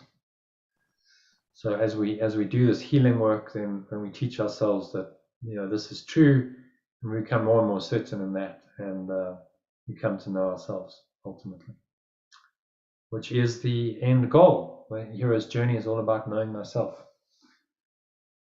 Okay, so someone else, just give a little summary of this. So what are the couple of key points in this that he's saying, and then we'll close it up with a little 2-minute meditation. Let's ask Gary. I knew you were going to ask me. Well, you started it, so I thought you should finish it. So yeah, just kind of your key points, understanding of what he's saying here, in a minute or less. Yeah, so I'm similar. I like the simplicity of the last line. I think that alone can sum up all the paragraphs. Yeah. It is, unless results are shown. If results are shown, then it's being done by, as I would say, source, and not the ego of the person. Yeah. And that's what I feel. I think that last line, like John says, is really just sums it up perfectly. Yeah. Yeah. And all of this is just training wheels. He's saying, okay, so this is what's not going to work. It's don't get me wrong, it's not going to work. This is what is going to work. Yeah. So that's the way it works a lot. He's saying this is the ego, this is how it works, this isn't going to work, and then he contrasts it with the spirit and says, yeah, this is actually going to work, this is what does work. Yeah. And so we have a very clear discernment of these, distinguishing between these two thought systems, and not getting confused and thinking that the ego is the spirit or vice versa. So that's that and that's that. I see it very clearly, and they're separate, and they don't really mix, right? They're opposites. You can't make opposites reconcile. They don't reconcile. These opposite thought systems, and I need to choose. Yeah. And he's helping us by discerning between the two. He's helping us to make accurate choices and decisions. If we don't know the difference, then obviously our decision making is going to be very flawed, because we're going to be deciding based on misperceptions, and we'll most likely decide that the ego is true, and we'll go for that. Yeah. We'll deny the spirit, and then, just to begin where we ended, the fundamental problem, the perceptual problem that Lucy talked about, is not really being healed. We're simply perpetuating the belief in separation by continuing to choose it in whatever form it tempts us to choose it. So this course is really training you to discern, okay, here's separation, here's oneness, these are the two thought systems, and get very clear about what they are and be able to see them very clearly. Because once you do, then you can make a correct decision quite easily. Correct decision becomes obvious the clearer you see. So that's why we do this quite detailed mind training, and he goes into, analyzing this is how the ego works and revealing it, because that helps you to discern what's not going to work, so you can make a choice for what will work. But it's true, isn't it? Because you're trying to solve the mind with the mind. You're trying to solve your mind's problem with your own mind. So it's never going to work. No, clearly. And Einstein said it beautifully. The significant problems we face cannot be solved at the same level of thinking we were at when we created them. He understood. He was actually more of a philosopher towards the end of his career than a scientist, because he started understanding some of these, deep spiritual truths and expressing them. And that's a brilliant one. So if the problem is the separate mind, your belief in separation, how can you solve the problems caused by the belief in separation if you still believe in separation? If the belief in separation is guiding the so-called solution to the problem, it's clearly not going to work, because you're still caught up in the same belief system, which is causing the problem. So this kind of explains why so much of what we do as human beings just doesn't work. Yeah. Try and solve problems caused by our belief in separation from the belief in separation, and of course it just makes it worse. We're just spinning our wheels, and all that's happening is the belief in separation is getting strengthened, and more problems. And so the only way out of it is let go of this entire belief system and accept that oneness is true, and reinterpret your entire life and all of your experiences from this belief in oneness, which is the Holy Spirit. And then you see it differently. Your perception changes, so your decisions change, your actions change, your behavior changes, and your life changes. So it's actually that simple, but it's the getting to the clarity of, okay, well, what is true and what is false? What is the belief in separation? How does this manifest and play out? Getting to see that very clearly is the key. Because if you can see that and really identify it, then you can clearly make another choice. So no, that's not what I want. I'm choosing oneness instead as a substitute for this. And that's really what this course is training you to do. So it's a very detailed process of training your mind to discern the difference between the two thought systems and make the correct choice there. And then you'll heal your mind and become one of the healers of the world. Because as you heal yourself, so you can heal others. Yeah. So yeah, that's, I hope this has been interesting for you. It's been quite long, so thank you for staying for 3.5 hours now. That's kind of what we do, though. We just do it until we finish. We go until we've done the whole section, and we've really done it thoroughly. So there's a deep understanding, hopefully, that comes through it. And there's 31 chapters of this. So if you keep doing this, you're gonna start learning the truth. It's impossible not to. So just to finish off, you're both welcome to join this program on a free trial.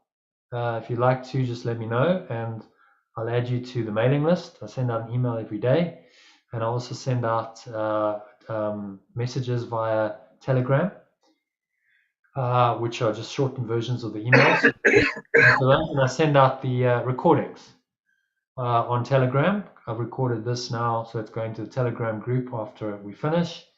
And also it's recorded on YouTube, so you can access all the material if you don't get it live. So have a think about it and let me know in the morning if you'd like to dive in and give it a try for the next 3 weeks. Thank you very much for Yeah, your thank time you. tonight. Yeah, well, thank you for joining. Thank you. I hope you'll continue with the journey. Okay, so let's just finish it off with any other comments or questions before we end? No. A sigh from Iona. Great session. It was I was very just- good. Great. I was just wondering if Sue, Kim and Lucy were having a good dream. Awaken, yeah. So let's stay awake for 2 more minutes. So close your eyes, just take a nice deep breath in, and just breathing in the loving presence that guided us through the session. So this presence, the Holy Spirit, the voice for love, the healer, whatever you want to call it, the guide. Just give thanks for it. That it's guiding us all on our journeys back to source, back to who we really are, through this amazing teaching of the Course in Miracles, and through this process of really exploring it, unpacking it, understanding it together. So we journey as mighty companions on this, each on our individual heroes' journeys, but there's really one journey, and that's the journey back to source, back to oneness, back to wholeness. So give thanks that this journey is unfolding for all of us, brought us here tonight, and it will continue if we choose for it to continue into its ultimate conclusion, which is our salvation, our perfect enlightenment, at one-ment, realizing that we are already one with the source of all awareness. We are the pure formless awareness that created us. We remain as that. Give thanks for that. Breathe it in. Feel it in every pore, every cell, every muscle of your body, every part of your mind, every fiber of your beings in the oneness. And just rest here for a few moments. Connect with this presence and carry it with you into the rest of your evening, into your sleep, and into the Easter weekend. May it be a weekend. It's symbolic of resurrection this weekend. May it be a weekend in which your mind is resurrected into the light, and you stay in that light of true awareness. And you're most welcome to join us on Saturday evening for a showing of a movie called Risen, which is about the crucifixion and resurrection of Jesus, told from a different perspective, from a perspective of a Roman soldier who was tasked to find Jesus' body. But we have a session tomorrow afternoon, so you're most welcome to join us then at 1:30 UK time, 2:30 SA time. If you'd like to, it's just one session, so we'll do the text and the workbook lesson in one session. So we'll pretty much go until probably about 5 p.m. UK time. So I hope to see you then or on Saturday evening. Namaste, everyone. Thanks for joining. Thank you very much, Jono. Thank you, Yeah. everybody. Jenna, Thank you, everybody. have a very Thank peaceful you. Thank weekend. you. Okay. Good night. Good night. Okay. Thank you, everyone. Namaste. Right. Thank you. Okay. Thanks for joining me. No. Okay. Oh, it's just us. Let me just stop recording.